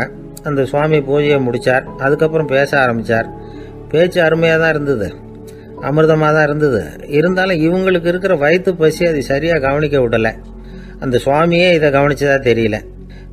இவங்களுக்கு மனசுக்குள்ள ஒரு எண்ணம், உள்ளே சாப்பாடு தயாராகிட்டு இருக்கும் போல இருக்கு, இந்த பேச்சு முடிஞ்சது நம்மளை உள்ளே அழைச்சிட்டு போய் சாப்பாடு போடுவாங்கன்னு நினைக்கிறோம் அப்படின்னு இவங்களாம் நினச்சிக்கிட்டாங்க. ஆனால் சுவாமி இதை பற்றி எதுவுமே பேசலை, கண்டுக்கலை. ஒரு அம்மாவால் அதுக்கு மேலே சும்மா இருக்க முடியுமா? முடியல. சாப்பாட்டை கவனிக்கலாமா அப்படின்னு சொல்லி மெதுவாக ஆரம்பித்தாங்க. கவனிக்கலாமே அப்படின்னு உள்ளே அழைச்சிட்டு போனார் சுவாமி. இவங்க ரொம்ப அவசரமாக எழுந்திருச்சு உள்ளே ஓடினாங்க. அங்கே ஒரு மேஜை மேலே ஒரு கிண்ணம் மூடி இருந்தது. இதுதான் சாப்பாட்டு மேஜை போல இருக்கு, இங்கே சாப்பாடு வந்துடும் அப்படின்னு நினச்சாங்க. உடனே போய் சுற்றி உக்காந்துக்கிட்டாங்க. சுவாமி அந்த கிண்ணத்தை எடுத்து அந்த அம்மா கிட்ட கொடுத்தார். அவங்க அதை வாங்கி மூடியை திறந்து பார்க்குறாங்க. உள்ளே ஒரு சாவி இருக்குது. சரிதான், இது சமையலறை சாவி போல இருக்கு, அங்கே போய் அதை திறந்து சாப்பாட்டை நாமே எடுத்துக்கிட்டு வந்து இங்கே வச்சுக்கிட்டு சாப்பிடணும் போல இருக்கு அப்படின்னு நினச்சாங்க. சாவி இருக்கு இல்லையா, வாங்க பூட்டு நிறைய காட்டுறேன் அப்படின்னு சுவாமி அவங்கள அழைச்சிட்டு போனார், காட்டினார். இவங்க அந்த அறையை ரொம்ப அவளோடு திறந்தாங்க. உள்ளே பார்த்தா அங்கே அரிசி, பருப்பு, விதவிதமான காய்கறி எல்லாம் இருக்குது. சமையலுக்கு வேண்டிய மிளகாய், எண்ணெய், பால், தயிர், நெய் இப்படி எல்லாமே இருக்குது. அடுப்பு, விறகு, நெருப்பு போட்டி அது கூட அங்கே இருக்குது. சாப்பாடு தயாராக இருக்கும்னு நினச்சிக்கிட்டு போனால் இப்படி இருக்குதே அப்படின்னு சொல்லி அதை பார்த்ததும் ரொம்ப சோர்ந்து போட்டாங்க அவங்க. சுவாமி, என்ன இது சாப்பாடு இல்லையா அப்படின்னாங்க. அதுதான் சாப்பாட்டுக்கு வேண்டிய எல்லாம் இங்கே இருக்குதே, அடுப்பு மூட்டி நீங்கள் தான் அவங்கவுங்க ருசிக்கு தகுந்த மாதிரி சமைச்சிக்கணும். இந்த சன்னியாசிக்கு எப்படி சமைக்க தெரியும் அப்படின்னு கேட்டார் சுவாமி. சாப்பாடு தயாராக இருக்கும்னு நாங்கள் எதிர்பார்த்தோம் அப்படின்னாங்க. நீங்கள் இப்படி சொல்லுவீங்கன்னு நானும் எதிர்பார்த்தேன். இது வரைக்கும் நான் எவ்வளவோ தத்துவம்லாம் எடுத்து சொன்னேன். எல்லாத்தையும் விட இதுதான் அனுபவபூர்வமான தத்துவம். ஆண்டவன் வந்து நமக்கு நல்ல மனசை கொடுத்துருக்குறான், நல்ல வாய்ப்புகளையும் தந்திருக்கிறான், அதையெல்லாம் பயன்படுத்திக்கக்கூடிய மூளையையும் சிந்தனையையும் கொடுத்துருக்குறான். அதனால் அடுப்பை தான் நீங்கள் மூட்டணும், அடுப்பை வந்து நீங்கள் தான் மூட்டணும், உங்களுக்கு உகந்ததை நீங்கள் தான் சமைச்சு ருசித்து அனுபவிக்கணும். ஆண்டவனே அதை செஞ்சிகிட்டு இருக்க மாட்டான் அப்படின்னாராம் அந்த சுவாமி. நம்முடைய வாழ்க்கையில் பல நல்ல பலன்களை பெறறதுக்கு நாம தான் முயற்சி பண்ணணும். அதுக்குரிய சூழ்நிலையை தான் ஆண்டவன் கொடுப்பானே தவிர அதை விளக்கறதுக்காக தான் அந்த சுவாமி அப்படி செஞ்சு காட்டியிருக்கிறார். இது ஒரு பெரியவர் இப்படி ஒரு விளக்கம் கொடுத்தார். அதுக்கப்புறம் அந்த 3 தம்பதிகளும் தெளிவடைஞ்சுட்டாங்களாம். நாம் தெளிவடைகிறது எப்போங்கிறது தான் தெரியல அப்படின்னு பல பேர் இதை கேட்டுட்டு சொல்லிட்டு இருக்கிறாங்க. இந்த கதையை நம்முடைய நண்பர் ஒருத்தர்கிட்ட சொன்னேன். அந்த நண்பர் ரொம்ப சந்தோஷப்பட்டார். நீங்கள் சொல்கிறது கரெக்டு சார், ஆனால் நான் அதை விட ஒரு படி மேலே சார். எனக்கெல்லாம் அரிசி பருப்பு இருக்கிற ரூம் எதுன்னு கையை காட்டிட்டா போதும், உடனே கிண்ணத்துலேருந்து சாவியை எடுத்து கொடுக்கணுங்கிற அவசியம்லாம் இல்லை எனக்கு. அப்புறம் எப்படி ரூமை திறந்துருவீங்க அப்படின்னு கேட்டேன். பூட்டை உடைச்சி திறந்துருவேன், அதுதான் எனக்கு பழக்கம் அப்படிங்கிறார். ஒரு காலத்தில் பிரஷ்யா அப்படின்னு ஒரு தேசம் இருந்தது. இப்போ ஜெர்மனி இருக்குல்ல, இதோட பெரும்பகுதி ஒரு காலத்தில் பிரஷ்யாங்கிற பேரில் இருந்தது. அப்போ அதுக்கு அரசராக இருந்தவர் மகா ஃப்ரெடரிக், அதாவது ஃப்ரெடரிக் தி கிரேட் அப்படின்னு சொல்லுவாங்க. அந்த ராஜாவுக்கு ஒரு சந்தேகம். நாம் பல வகையான வரிகளை விதித்து வசூல் பண்ணுறோம், அப்படி பண்ணி வருமானம் குறைஞ்சிக்கிட்டே போகுதே, இதுக்கு என்ன காரணமாக இருக்கும்? இதுதான் அவருக்கு ஏற்பட்ட சந்தேகம். ஒரு சமயம் அந்த அரசர் தம்முடைய அமைச்சர்களையும் பிரபுக்களையும் தளபதிகளையும் கூப்பிட்டு ஒரு விருந்து வச்சார். விருந்து முடிஞ்சதும் அவங்கள பார்த்து இந்த சந்தேகத்தை கேட்டார். வரிகள் அதிகமாக விதித்து வருமானம் குறையறதுக்கு என்ன காரணம் அப்படின்னு கேட்டார். பல பேருக்கு இதுக்கு சரியாக பதில் சொல்ல தெரியல. அனுபவசாலியான ஒரு தளபதி எழுந்திருச்சார். அரசே, அது எப்படிங்கிறத இப்போ உங்களுக்கு காட்டுறேன்னார். உடனே ஒரு பெரிய பனிக்கட்டி ஒன்றை தன்னுடைய கையில் எடுத்தார். அதை அப்படியும் எப்படியும் திருப்பி பார்த்தார். அப்புறம் அடுத்தவர்கிட்ட கொடுத்தார். அவரும் அதை அப்படியும் எப்படியும் திருப்பி பார்த்துட்டு அடுத்தபடியாக இருந்தவர்கிட்ட கொடுத்தார். இப்படியே இதை ஒவ்வொருத்தராக பார்த்துட்டு ஒவ்வொரு கையாக மாறி கடைசியில் மன்னர் கைக்கு போய் சேர்ந்தது. மன்னர் கைக்கு அந்த பனிக்கட்டி போய் சேர்ந்தப்போ அது கொஞ்சம் கொஞ்சமாக உருகி ஒரு பட்டாணி கடலை சைஸுக்கு ஆயிட்டுது. மன்னர் யோசனை பண்ணார், வரி அதிகமாக போட்டாலும் வந்து சேர்றது குறைவாக இருக்கிறதுக்கு என்ன காரணம் அப்படிங்கிறது அவருக்கு புரிஞ்சு போச்சு. காலம்தான் மாறிட்டு இருக்கே தவிர இந்த கையூட்டு வாங்குற பழக்கம் மாறினதாக தெரியல. இன்னொரு ராஜா இருந்தார். அவர் தன்னுடைய ராஜாங்கத்தில் லஞ்ச ஊழலே சுத்தமாக இருக்கக்கூடாது அப்படின்னு நினச்சார். அவர்கிட்ட பல்வேறு துறைகளுக்கும் பொறுப்பாக இருந்த பல பேரும் ரொம்ப சுத்தமாகவும் நேர்மையாகவும் இருந்தாங்க. ஒரே ஒருத்தர் மட்டும் எல்லார்கிட்டையும் லஞ்சம் வாங்கிட்டே இருந்தார். அவரை வேறு வேறு துறைகளுக்கு மாற்றி பார்த்தாரு. அந்த ராஜா என்னென்னமோ பண்ணி பார்க்குறாரு. எந்த வேலையை கொடுத்தாலும் அதுலேயும் லஞ்சம் வாங்கிறதுக்கு ஒரு வழியை உண்டு பண்ணிக்குவார் அந்த ஆள். ராஜாவுக்கு இது ஒரு பெரிய தலைவலியாக போட்டுது. இவர் என்ன பண்ணுறது, இவருக்கு என்ன வேலையை கொடுக்கறது, கொஞ்சம் கூட லஞ்சம் வாங்கிறதுக்கு சான்ஸே இல்லாத ஒரு வேலையை கொடுக்கணும் அப்படின்னு திட்டம் போட்டார். ஒரு நாள் அவருக்கு அந்த உத்தரவும் போட்டுட்டார். அதாவது அவருக்கு என்ன வேலைன்னா, கடற்கரையில் தான் அவருக்கு ஆஃபீஸ். அங்கேயே இருந்துக்க வேண்டியது. தினமும் எத்தனை கடல் அலை கரையில் வந்து மோதுது அப்படிங்கிறத கணக்கெடுத்து ராஜாவுக்கு தெரிவிக்க வேண்டியது. இதுதான் அவருக்கு வேலை. பேசாமல் அலையை எண்ணிட்டு உட்காந்துருக்கிட்டோம், அப்போவாவது அவர் லஞ்சம் வாங்குகிற சந்தர்ப்பம் இல்லாமல் போயிடும் அவருக்கு அப்படின்னு நினச்சார் ராஜா. இந்த ஆள் கடற்கரைக்கு போய் டியூட்டியில் ஜாயின் பண்ணிட்டார். ஒரே மாதத்தில் அங்கே சொந்தமாக ஒரு பிரம்மாண்டமான மாளிகை கட்டி விட்டார். ராஜாவுக்கு இது பெரிய ஆச்சரியமாக போச்சு. அலையை என்ற வேலையில் அந்த ஆள் எப்படி பணம் சம்பாதிச்சார் அப்படின்னு விசாரித்து பார்த்தார் அக்கம் பக்கத்தில். அந்த ஆள் என்ன பண்ணியிருக்கிறாருன்னா, கடற்கரையில் போய் பொறுப்பை ஏற்றுக்கிட்ட உடனே அங்கே இருந்த மீனவர்கள்கிட்ட எல்லாம் இந்த கரையில் வந்து ஒரு நாளில் வந்து மோதுற அலைகள் எத்தனை அப்படின்னு கேட்டிருக்காரு. அது எப்படிங்க தெரியும்னு இருக்காங்க அவங்க. தினமும் அந்த எண்ணிக்கை தெரியணும். நம்ம ராஜாவுக்கு தினமும் அறிக்கை அனுப்பணும், டெய்லி ரிப்போர்ட்டு. தவறுனா நீங்கள் இந்த கடலில் போய் மீன் பிடிக்கிறதுக்கு ராஜாவோட அனுமதி கிடைக்காது அப்படின்ட்டுருக்காரு. உடனே மீனவர்களும் பயந்து போட்டாங்க. கடலுக்கு போகிறதுக்கு அனுமதி இல்லைன்னா பட்டினி கிடக்கிறது மாதிரி ஆகிடுமே. மெதுவாக அந்த ஆளுகிட்ட போனாங்க. காதோட காதாக சொன்னாங்க, ஐயா, எங்களால் வந்து கடல் அலையை வந்து எண்ண முடியாது. தினமும் எங்களால் முடிஞ்சதை உங்களுக்கு பணமாக கொடுத்துட்றோம். நீங்கள் தான் ராஜா கிட்ட சிபாரிசு பண்ணி நாங்கள் தொடர்ந்து மீன் பிடிக்கிறதுக்கு அனுமதி வாங்கி கொடுக்கணும் அப்படின்னு வேண்டிக்கிட்டாங்க. பணம் தினமும் வந்து சேர ஆரம்பிச்சுட்டுது. பதவியில் மற்ற பதவியோட இந்த பதவி எவ்வளவோ மேல் அப்படின்னு நினச்சிட்டான் அந்த ஆள். அது மட்டும் இல்லை, தயவு பண்ணி என்னை இந்த இடத்த விட்டு மாற்றி விடாதீங்க சார் அப்படின்னு வேற கேட்க ஆரம்பிச்சிட்டானா. கிபி 1078 வருஷம் மார்ச் மாதம் 19ஆம் தேதி திங்கட்கிழமை அதிகாலை நேரம் ஒரு குழந்தை பிறந்தது. எங்க தெரியுமா? காஸ்பியன் கடலுக்கு தெற்கே பாரசீக மொழி வழங்கிய தபரிஸ்தான் மாநிலத்துல ஜீலான்கிற புனித நகர், அதோட புறநகர் பகுதியில உள்ள நீப்புங்கிற ஊர்ல தான் அந்த குழந்தை பிறந்தது. அந்த இடம் இப்போ ரஷ்யாவில் இருக்கு. அந்த குழந்தை யாருன்னு நினைக்கிறீங்க? அதுதான் முஹித்தீன் பெருமான், ஆன்மீக சாதனைகள் புரிந்த மகான் முஹித்தீன் ஆண்டகை. தன்னுடைய 18வது வயசுல உயர்கல்விக்காக ஜீலான் நகரத்தை விட்டு பகுதாத் நகரத்துக்கு புறப்பட்டு போறார். இளம் பிராயம் தானே, அதனால துணைக்கு ஒரு வர்த்தக கூட்டத்தோட சேர்ந்து போயிட்டு இருக்கிறார். ரொம்ப தூரம் போகணும். ஒவ்வொரு இடமா தங்கி தங்கி போயிட்டு இருக்கிறாங்க. ஒரு இடத்துல ஒரு கொள்ளை கூட்டம் பயங்கரமான ஆயுதங்களோட அவங்கள வழிமறிச்சுட்டுது. அந்த வர்த்தக கூட்டம் வச்சிருந்த பொருள்களை எல்லாம் அவங்க பறிச்சு விடுறாங்க. இவங்களும் பயந்துகிட்டு இருந்தது எல்லாத்தையும் அவங்க கிட்ட கொடுத்துடுறாங்க. முஹைத்தீன் ஆண்டகை மட்டும் இதையெல்லாம் பார்த்துக்கிட்டு தனியா ஒதுங்கி நிக்கிறார். ஒரு 18 வயசு பையன் மட்டும் இப்படி தனியா அநாத சிறுவன் மாதிரி நின்றுட்டு இருக்கிறத அந்த கொள்ளை கூட்டத்தில் இருந்த ஒருத்தன் பாக்குறான். கிட்ட நெருங்கி வர்றான். அலட்சியமாவும் கிண்டலாவும் உங்ககிட்ட ஏதாவது இருக்குதா அப்படின்னு கேக்குறான். இவங்கிட்ட என்ன இருக்க போகுது அப்படிங்கிற நம்பிக்கையில அவன் அப்படி கேக்குறான். உடனே இவரு இருக்குதே, என்கிட்ட 40 தீனார் இருக்கு அப்படிங்கிறார். இப்படி சொல்லியும் அந்த கொள்ளைக்காரனுக்கு நம்பிக்கை வரல. என்னிடம் விளையாடாத, பொய் சொல்லாத, உண்மையை சொல்லு அப்படிங்கிறான் அவன். உண்மையை தான் சொல்றேன், என்கிட்ட 40 தீனார் இருக்கு அப்படிங்கிறார் இவர். எங்க வச்சிருக்கிற அப்படின்னு கேக்குறான்.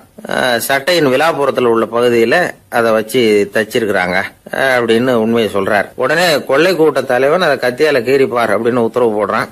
அந்த சட்டையை கிழிக்கிறாங்க. உள்ள இருந்து 40 பொற்காசுகளும் பொல பொலன்னு கீழே கொட்டுச்சு. அதை பார்த்த உடனே அந்த கொள்ளை கூட்ட தலைவன் மலைச்சு போய் நின்னுட்டான். காசை பார்த்துட்டு அவன் மலைச்சு போகல, பொய் பேசாத அந்த பையனோட நேர்மையை பார்த்துட்டு அவன் அப்படி நின்னான். மெதுவா அந்த பையன் கிட்ட வந்தான். ஏன்பா, நீ என்ன பணக்கார குடும்பமா அப்படின்னு கேட்டான். அப்படிலாம் இல்ல, எனக்கு அப்பா இல்ல, அம்மா மட்டும்தான் உண்டு. எங்க அப்பா எனக்குன்னு விட்டு போன சொத்தே இந்த 40 தீனார் தான் அப்படின்னாரு இவர். அப்படி இருந்துமா உண்மை பேசணும்னு ஆசைப்பட்டேன்.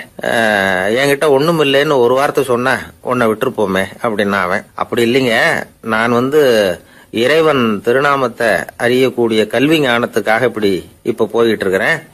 இறைவன் திருநாமத்தை உச்சரிக்க வேண்டிய நாவால பொய் பேசக்கூடாதுன்னு எங்க அம்மா சொல்லியிருக்கிறாங்க.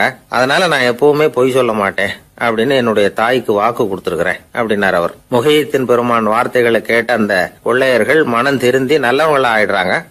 அந்த கொள்ளையர் தலைவன் பிற்காலத்துல ஒரு பெரிய மகான் ஆயிடுறார். பெரியவர்கள் வாழ்க்கையில நடக்கிற இது மாதிரி சம்பவங்கள் தான் நாம நல்ல விதமா வாழறதுக்கு துணையா இருக்கும். அந்த காலத்துல கொள்ளையர்களே பெரியவங்க செயலை பார்த்து மனம் திருந்தி இருக்கிறாங்க. இந்த காலத்துல யார் இப்படி இருக்கிறா? இந்த காலத்துல மகான் ஒருத்தரை பார்த்தேன், எனக்கு வேண்டியப்பட்ட மகான். ஏங்க, நீங்களும் மகான் ஆகிறதுக்கு முன்னாடி கொள்ளை இருந்தீங்களா அப்படின்னு கேட்டேன். அவர் மெதுவா கண்ணை திறந்து என்ன நிமிந்து பார்த்தார். அப்படி இல்லப்பா, நான் கொள்ளை அடிக்கிறதுக்காகத்தான் மகானாவே ஆகி இருக்கிறேன் அப்படின்னு சொல்லிவிட்டு மறுபடியும் கண்ணை மூடிட்டார். 21ஆம் வருஷம் செப்டம்பர் மாசம் 22ஆம் தேதி மதுரை மேலமாசி வீதியில உள்ள ஒரு வீடு. அங்க அன்னைக்கு நடந்த ஒரு அற்புத நிகழ்ச்சி பின்னாடி உலக மக்களை எல்லாம் ஆச்சரியப்பட வச்சது.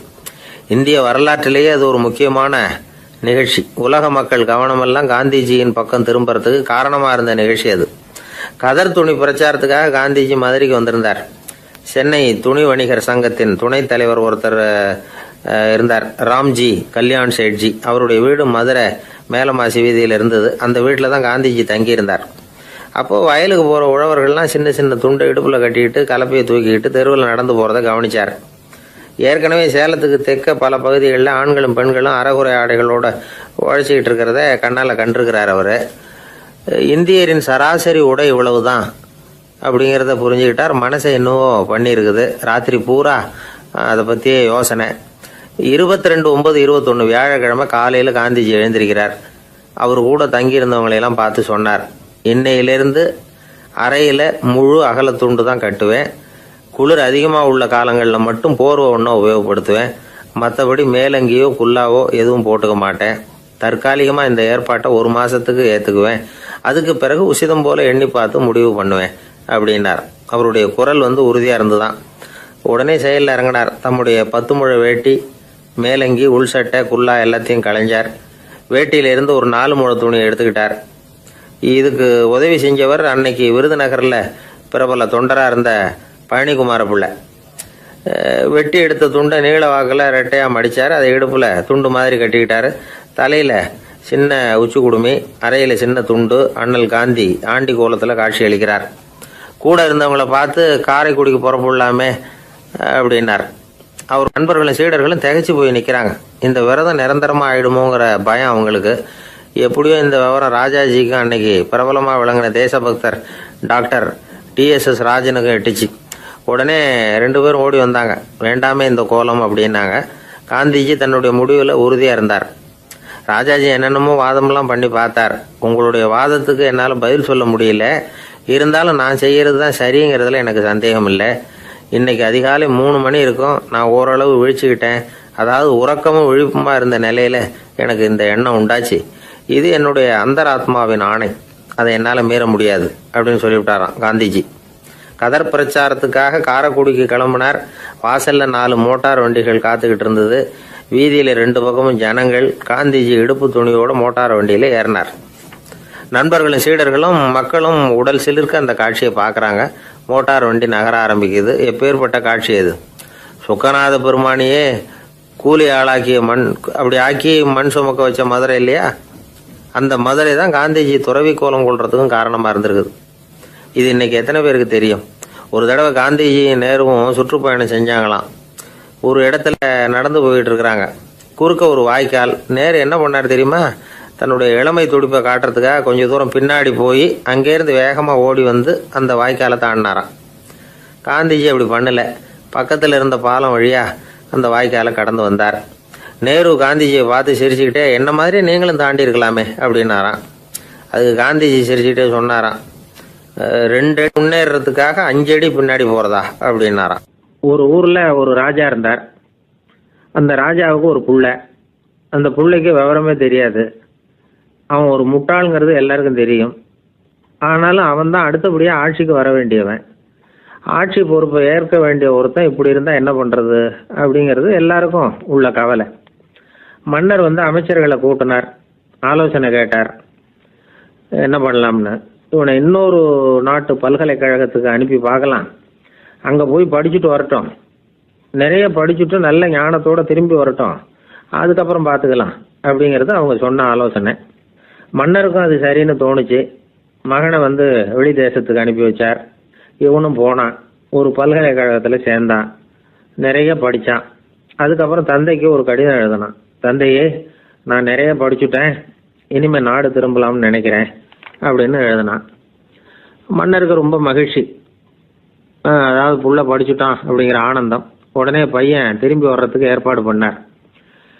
இளவரசன் நாடு திரும்பினான். அதை கொண்டாடுறதுக்காக அரண்மனையில் ஒரு பெரிய விருந்துக்கு ஏற்பாடு பண்ணியிருந்தாங்க. முக்கியமானவங்கள்லாம் அதில் கலந்துக்கிட்டாங்க. அந்த விருந்துக்கு முனிவர் ஒருத்தரும் வந்திருந்தார். அவர் இளவரசன் கிட்ட போய் உட்காந்து விசாரிக்கிறார். என்னப்பா, எப்படி படிச்சிருக்கிற அப்படின்னு கேட்டார். நிறைய படிச்சுட்டு வந்திருக்கிறேங்க அப்படின்னா அவன். என்னெல்லாம் படித்த அப்படின்னாரான். எல்லாத்தையும் விவரமாக சொல்லியிருக்கிறான். அவன் அப்படி சொல்லிட்டு இருக்கும் பொழுதே முனிவர் என்ன பண்ணார், தன்னுடைய மோதிரத்தை கழட்டி உள்ளங்கையில் வச்சு அப்படியே மூடிக்கிட்டாரான். அப்படியே கையை நீட்டி அவன் முன்னாடி காட்டினார். இந்த பாருப்பா, என் கைக்குள்ள என்ன இருக்கு சொல்லு பார்க்கலாம் அப்படின்னாரான். இளவரசன் ஒரு கணம் யோசிச்சான்.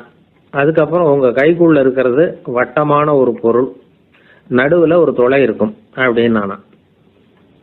முனிவர் திகைச்சு போட்டார். பையன் பெரிய அறிவாளி ஆயிட்டான் போல இருக்க அப்படின்னு நினைச்சுட்டார். அதுக்கப்புறம் கேட்டார், சரி, என் கையில் இருக்கிறது வட்டமான பொருள், நடுவில் துளை இருக்குங்கிறத சொல்லிவிட்டேன், அதோட பேர் என்ன, அதை சொல்லு அப்படின்னாராம். இளவரசன் கொஞ்சம் யோசனை பண்ணியிருக்கான். அப்புறம் சொன்னானா, முனிவரே, நான் படித்த விஞ்ஞானம் உங்களுக்கு பதில் சொல்றதுக்கு உதவல, இருந்தாலும் பதில் சொல்றேன், அது ஒரு வண்டி சக்கரம் அப்படின்னானா.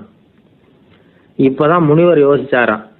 அவருக்கு புரிஞ்சுதான், அதாவது முட்டாளை படிக்க வைக்கலாம், ஆனால் சிந்திக்க வைக்க முடியாது அப்படிங்கிறத அவர் புரிஞ்சுக்கிட்டாராம். தகவல் அறிவு ஞானமாகாது அப்படிங்கிறார் ஓஷோ. ஏன்னா தகவல்கள் மாறுதலை ஏற்படுத்துறது இல்லை, ஆனால் ஞானம்ங்கிறது மாறுதலால் உண்டாகக்கூடிய ஒன்று. அதுதான் ரெண்டுக்கும் உள்ள வித்தியாசம். மனம் சரியான வழிக்கு வரணும், அதுக்கப்புறம் படிக்கிற கல்வி தான் உண்மையான கல்வி. சரி, மனம் சரியா வர்றதுக்கு என்ன வழி அப்படின்னு கேட்டா, மனிதன் முழு மாறுதலுக்கான வழிமுறை தியானம் தான் அப்படிங்கிறார் அவர். அதனாலதான் நிறைய படிச்சிருக்கேன்னு சொல்றவன் எல்லாம் ஞானம் உள்ளவன் நினைச்சிடக்கூடாது. ஒருத்தர் இன்னொரு பெரிய மனிதரை அழைச்சிட்டு அறிமுகப்படுத்தினாராம். சார் நிறைய படிச்சிருக்கார், 3 MA வாங்கியிருக்கார், ஆனா ஒரு விஷயம், அப்பப்போ கொஞ்சம் திருடுவார், அவ்வளவுதான், மற்றபடி அவர் ஒரு பெரிய அறிவாளி தான் அப்படின்னாராம். ஒரு ஊர்ல ஒரு மன்னர் இருந்தார். அந்த ஊர்ல அடிக்கடி சேவல் சண்டை நடக்கிறது வழக்கம். அரண்மனையில ஒரு ஆள் இருந்தான்.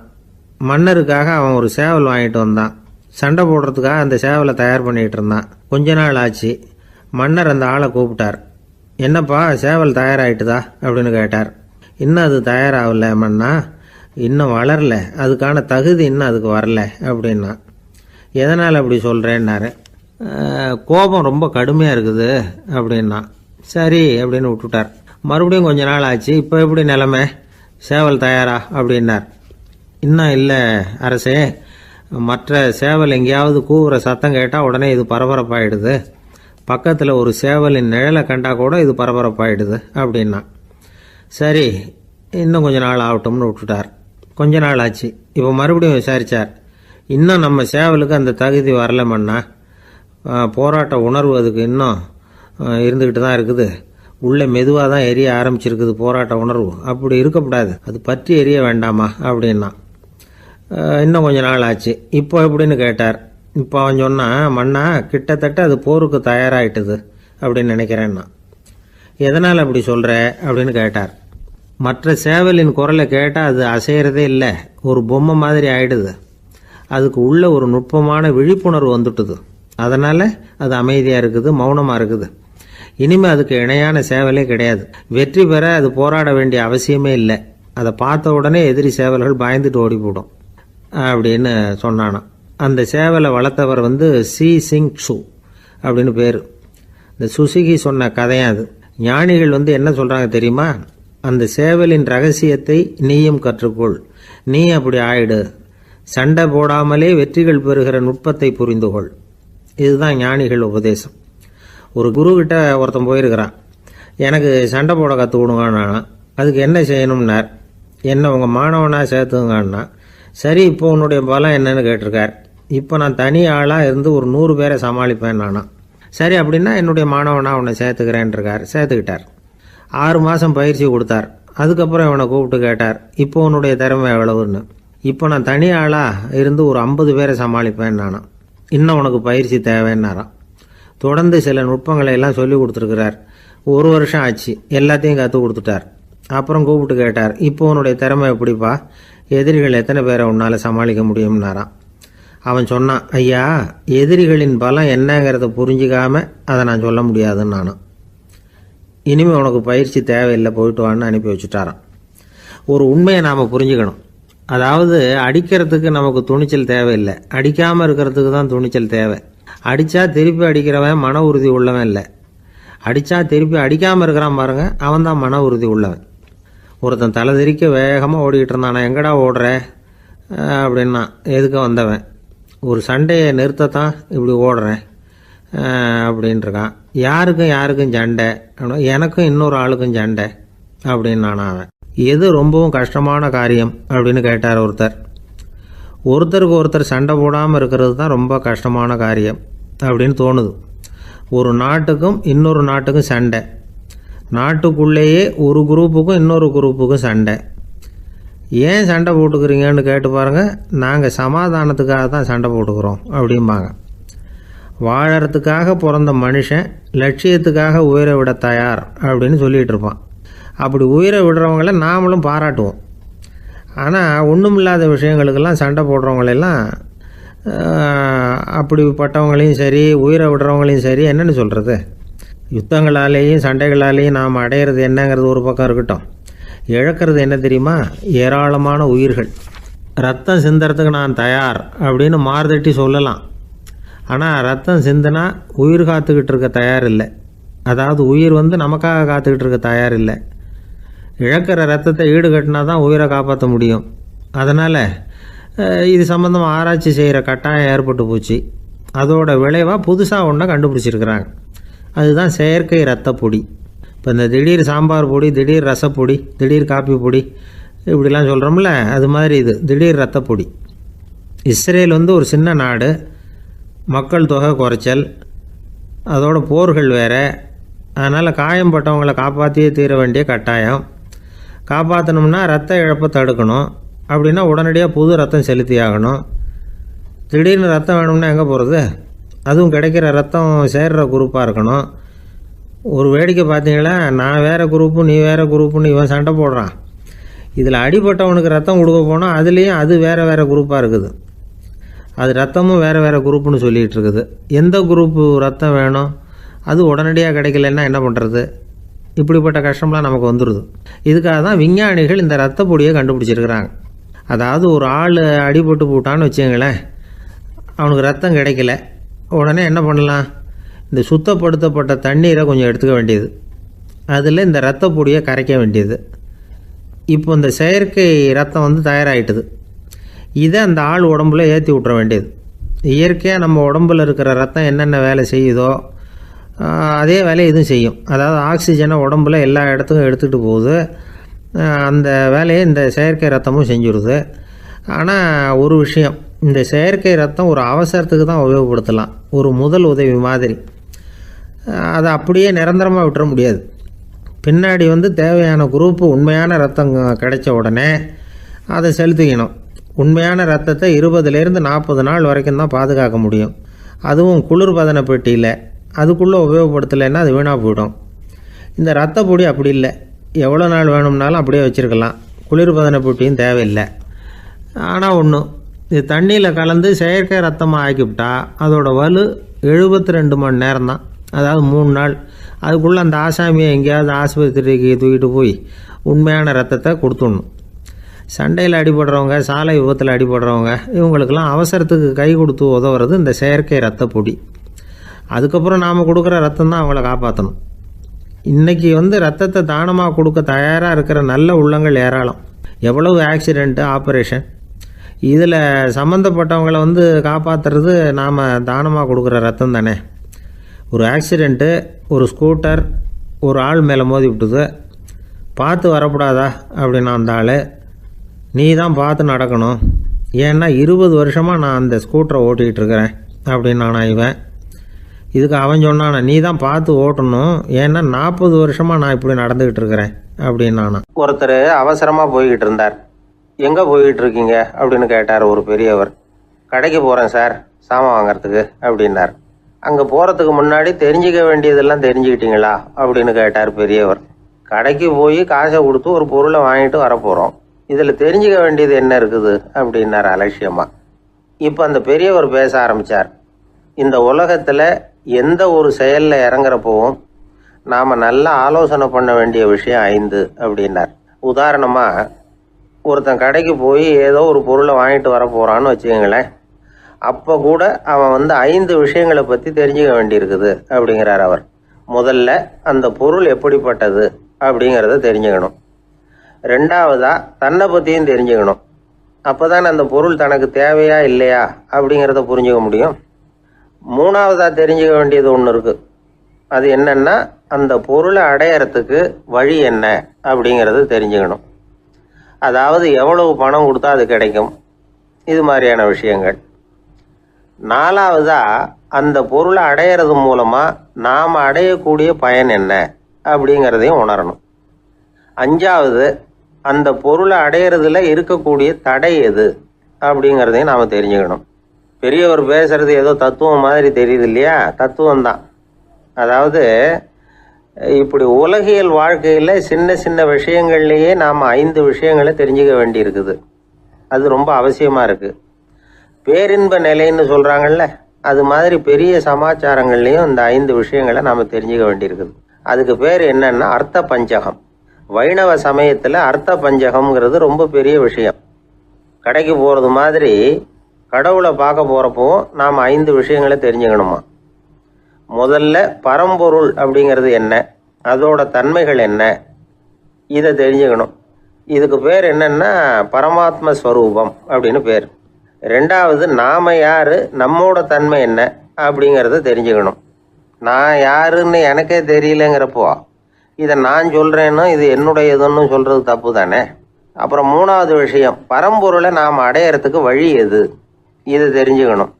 இது வந்து உபாய ஸ்வரூபம் அப்படின்னு பேர். 4வது விஷயம், நாம் அடைய வேண்டிய பயன்கள் என்ன அப்படிங்கிறத தெரிஞ்சுக்கிறது. இதுக்கு புருஷார்த்தம் அப்படின்னு பேர். 5வது, அந்த பயனை வந்து அடைய விடாமல் தடுக்கிற தடைகள் யாவை அப்படிங்கிறத தெரிஞ்சுக்கிறது. இது வந்து விரோதி ஸ்வரூபம். இதைத்தான் தடையியல் அப்படின்னு சொல்கிறாங்க. அதாவது பரமாத்மாவை பற்றிய அறிவு, ஜீவாத்மாவை பற்றிய அறிவு, உபாயம் பற்றிய அறிவு, புருஷார்த்தம் பற்றிய அறிவு இந்த 4 அறிவுக்கும் எதிரடையா, அதாவது அதையெல்லாம் தப்பாக புரிஞ்சுக்கிறதால உண்டாகக்கூடிய அறிவு விரோதி சொரூபம். என்ன இது தகவலில் ஏதாவது கதை சொல்லுவீங்கன்னு பார்த்தா ஏதோ தத்துவம் பேசிக்கிட்டு இருக்கிறீங்களே அப்படின்னு நினைக்கலாம். இதுவும் தெரிஞ்சுக்க வேண்டிய ஒரு பெரிய விஷயந்தான். காதில் போட்டு வச்சா எப்போவாவது உபயோகப்படும். என்னுடைய நண்பர் ஒருத்தர் ஒரு நாள் என்கிட்ட சொன்னார், சார் அடுத்த மாதம் தஞ்சாவூரில் ஒரு கல்யாணம், போகிறதா வேண்டாமா அப்படின்னு ஒரே குழப்பமாக இருக்குது அப்படின்னார். நான் உடனே இந்த அர்த்த பஞ்சக உபதேசம் பண்ண ஆரம்பித்தேன். அவர் எல்லாத்தையும் பொறுமையாக கேட்டுவிட்டு, சரி சார் நான் போகிறதுன்னு முடிவு பண்ணிவிட்டேன்னார். எப்படி இந்த முடிவுக்கு வந்தீங்க அப்படின்னு கேட்டேன். அவர் சொன்னார், சார் அந்த 2வது பாயிண்ட் ஒன்று சொன்னீங்களே, அதை புரிஞ்சுக்கிட்டதுக்கு அப்புறம்தான் இந்த முடிவுக்கு வந்தேன் அப்படின்னார். என்ன 2வது பாயிண்ட்டுன்னு? அதாவது தன்னை பற்றி புரிஞ்சுக்கணும் அப்படின்னு சொன்னீங்க. உடனே என்னை பற்றி புரிஞ்சுக்கிட்டேன், நான் யாருங்கிறது எனக்கு தெரிஞ்சுது. உடனே போகிறது தான் நல்லதுன்னு முடிவு பண்ணிவிட்டேன்னார். நீங்கள் யாருன்னு கேட்டேன். நான் தான் சார் அந்த கல்யாணத்தில் தாலி கட்ட வேண்டிய மாப்பிள்ளை அப்படின்னார். ஒரு புகழ்பெற்ற ஜப்பானிய சாமுராய் வீரன், வாள் வீசுறதுல ரொம்ப கெட்டிக்காரன். ஒரு கடுமையான போரில் கலந்து கொண்டுட்டு களைச்சி போய் திரும்பி வந்தான். படுக்கையில் விழுந்தான். பக்கத்தில் என்னமோ சத்தம் கேட்டுது. திரும்பி பார்த்தான். ஒரு எலி அவனை முறைச்சி பார்த்துக்கிட்டு இருந்தது. உடனே வாழை உருவனா வீசினான். அது தப்பிச்சிட்டு ஓடி போச்சு. எவ்வளோ முயற்சி பண்ணி பார்த்தா முடியல. கடைசியில் அந்த வாள் முறிஞ்சு போனது தான் மிச்சம். ஒரு பக்கம் அவனுக்கு இது அவமானமாக போயிட்டுது, இன்னொரு பக்கம் பயமாக போயிட்டுது. எவ்வளவோ போர்களில் எதிரிகளை பந்தாடினவன் அவன் ஒரு எலிகிட்ட தோற்று போய்டுறதா அவனால் சகிச்சிக்க முடியல. மனைவிகிட்ட சொன்னான் இப்படி நடந்துட்டுதுன்னு. அவள் சிரிச்சா, உங்களுக்கு புத்தியே இல்லை, எலியை போய் யாராவது வாளால் வெட்டுவாங்களா அப்படின்னு அந்த அம்மா சொன்னதும், நீ என்ன சொல்கிறேன்னா, ஒரு பூனையை கொண்டுட்டு வந்துட்டா போதும், அதுக்கப்புறம் ஏன் எலி வரப்போகுது அப்படின்னு அந்த அம்மா. உடனே ஒரு பூனை வந்து சேர்ந்தது. அது சாதாரண பூனை இல்லை, வீர சாகசங்கள்லாம் செஞ்சு பழக்கப்பட்ட பூனை. பெரிய இடத்துல வளர்ந்தது. அதை கொண்டுட்டு வந்துட்டாங்க. அந்த பூனை குறி பார்த்து எலி மேலே பாஞ்சுது. ஆனால் அந்த எலியை சுலபமாக தப்பிச்சு போட்டுது. அடுத்தபடியாகவும் பாயறதுக்கு முயற்சி பண்ணிச்சு அந்த பூனை. ஆனால் அந்த எலியோ ரொம்ப தந்திரமாக திடீர்னு அந்த பூனையின் முகத்துக்கு நேராக பாஞ்சுது. அவ்வளவுதான். அந்த பூனை பயந்து போய் ஒரே தாவி ஜன்னல் வழியாக வெளியில் ஓடிப்போச்சு. அந்த வீரனுக்கு இது ஒரு பெரிய அதிர்ச்சியாக இருந்தது. அடுத்தபடியாக யோசனை பண்ணான். ராஜா வளர்த்துக்கிட்டு இருந்த அரண்மனை பூனையை ஒரு நாள் ஏரவலா கேட்டு வாங்கிட்டு வந்தான். ஊர் உலகம்லாம் பேர் வாங்கின பூனை இது. அந்த பூனையாலும் அந்த எலியை ஒன்றும் செய்ய முடியல. வீரனுக்கு ரொம்ப அதிர்ச்சி. அந்த அரண்மனை பூனைகிட்டேயே போய் புலம்புனான். அரண்மனை பூனையே, நீயே தோற்று போயிட்டியே, இனிமேல் நான் என்ன செய்ய முடியும்னா. அந்த பூனை சிந்திச்சுது. அப்புறம் சொல்லிச்சு, இந்த காரியத்துக்கு இந்த மேல்மட்ட விவகாரம்லாம் சரிப்பட்டு வராது. சாதாரண வீட்டு பூனை கிடச்சிதுன்னா அதை கொண்டுகிட்டு வந்து விட்டுப்பார் அப்படின்னுது. சாதாரண பூனையால் என்ன செஞ்சிட முடியும்னா இவன் நம்பிக்கை இல்லாமல். இப்போது அந்த அரண்மனை பூனை சொல்லிச்சு, பெரிய வீட்டு பூனையெல்லாம் நல்லா சாப்பிட்டு தூங்கி பழக்கப்பட்டிருக்கோம். அதுக்கெல்லாம் ராஜதந்திரம் தெரியும், ஆனால் எலி பிடிக்க தெரியாது. அதுக்கான வளர்ப்பும் இல்லை, பயிற்சியும் இல்லை. ஏன்னா அதுக்கெல்லாம் பசி கிடையாது. சாதாரண வீட்டு பூனை அப்படி இல்லை, பசிக்கு ஆகாரம் தேடி அலையும். எலிகளை பிடிச்சி சாப்பிட்டுட்டு தான் உயிர் வாழும். அதனால் அதுகளுக்கு எலியை பிடிக்கிற எல்லா உத்திகளும் தெரியும், எங்களுக்கு தெரியாது அப்படின்னுது. அது சரியே, அதுவும் பூனை தான், நீயும் பூனை தான், அதால் முடிகிற காரியம் ஏன் உன்னால் முடியல அப்படின்னு கேட்டான் இவன். இதுக்கு அந்த பூனை சொல்லிச்சு, இதே கேள்வியை நானும் கேட்டேன், உன்னுடைய தந்திர முறை என்னன்னு கேட்டேன். அதுக்கு பதில் சொல்லாமல் படுத்து தூங்கி போச்சு. அதை மறுபடியும் எழுப்பி கேட்டேன், அதுக்கு கோவம் வந்துட்டுது. இதில் என்ன தந்திர முறை வேண்டியிருக்கு, நான் ஒரு பூனை அவ்வளவுதான். பூனைன்னா பூனை, பூனை எலியை பிடிக்கும், நான் எலியை பிடிக்கிறேன் அவ்வளவுதான்னுது அப்படின்னு சொல்லி விவரமாக சொல்லிச்சு அந்த அரண்மனை பூனை. உடனே ஒரு சாதாரண பூனையை கொண்டுட்டு வந்துட்டாங்க. கொண்டாந்து விட்டால் அது பார்க்குறதுக்கு ரொம்ப சாதாரணமாக தெரிஞ்சுது. இந்த வீரனுக்கு நம்பிக்கை வரல. இருந்தாலும் அதை கொண்டுட்டு வந்து வீட்டுக்குள்ளே விட்டான். ஒரே நிமிஷம் அந்த எலியை கவிட்டு வெளியில் ஓடிப்போச்சு. மேலிடத்து பூனைகள்லாம் இதை வேடிக்கை பார்த்துக்கிட்டு வெளியில் நின்றுக்கிட்டு இருக்குது. எல்லாரும் மெதுவாக அந்த பூனையை நெருங்கி, உங்ககிட்ட அப்படி என்ன தனிப்பட்ட திறமை, அதோட ரகசியம் என்னன்னு கேட்டாங்க. அந்த சாதாரண பூனை ரொம்ப சாதாரணமாக சொல்லிச்சான், அதெல்லாம் எனக்கு தெரியாது, நான் பூனை அவ்வளவுதான், நீங்களும் பூனையாக இருங்க அப்படின்னு சொல்லிவிட்டு அந்த பூனை தன்னுடைய வாயில் கவிய எலியோடு அங்கேருந்து நடந்து போச்சு. இந்த கதையிலேருந்து நாம் புரிஞ்சிக்க வேண்டிய தத்துவம் என்னென்னா, நீயாக இரு. இதுதான் அந்த தத்துவம். நம்ம ஒவ்வொருத்தருக்கு உள்ளேயும் ஒரு தனித்தன்மை இருக்குது. இதை அவங்கவுங்க புரிஞ்சுக்கிட்டு உண்மை இயல்பை புரிஞ்சுக்கணும். நம்முடைய இயல்பு என்னங்கிறது நமக்கு தெரியணும். அதை கண்டுபிடிக்கிறது தான் உண்மையான கலை. ஒரு பெரிய மனுஷன் வாயை அகலமாக திறந்து வச்சுட்டு தூங்கிட்டு இருந்தான். உடனே ஒரு எலி உள்ளே பூந்துட்டு தான்.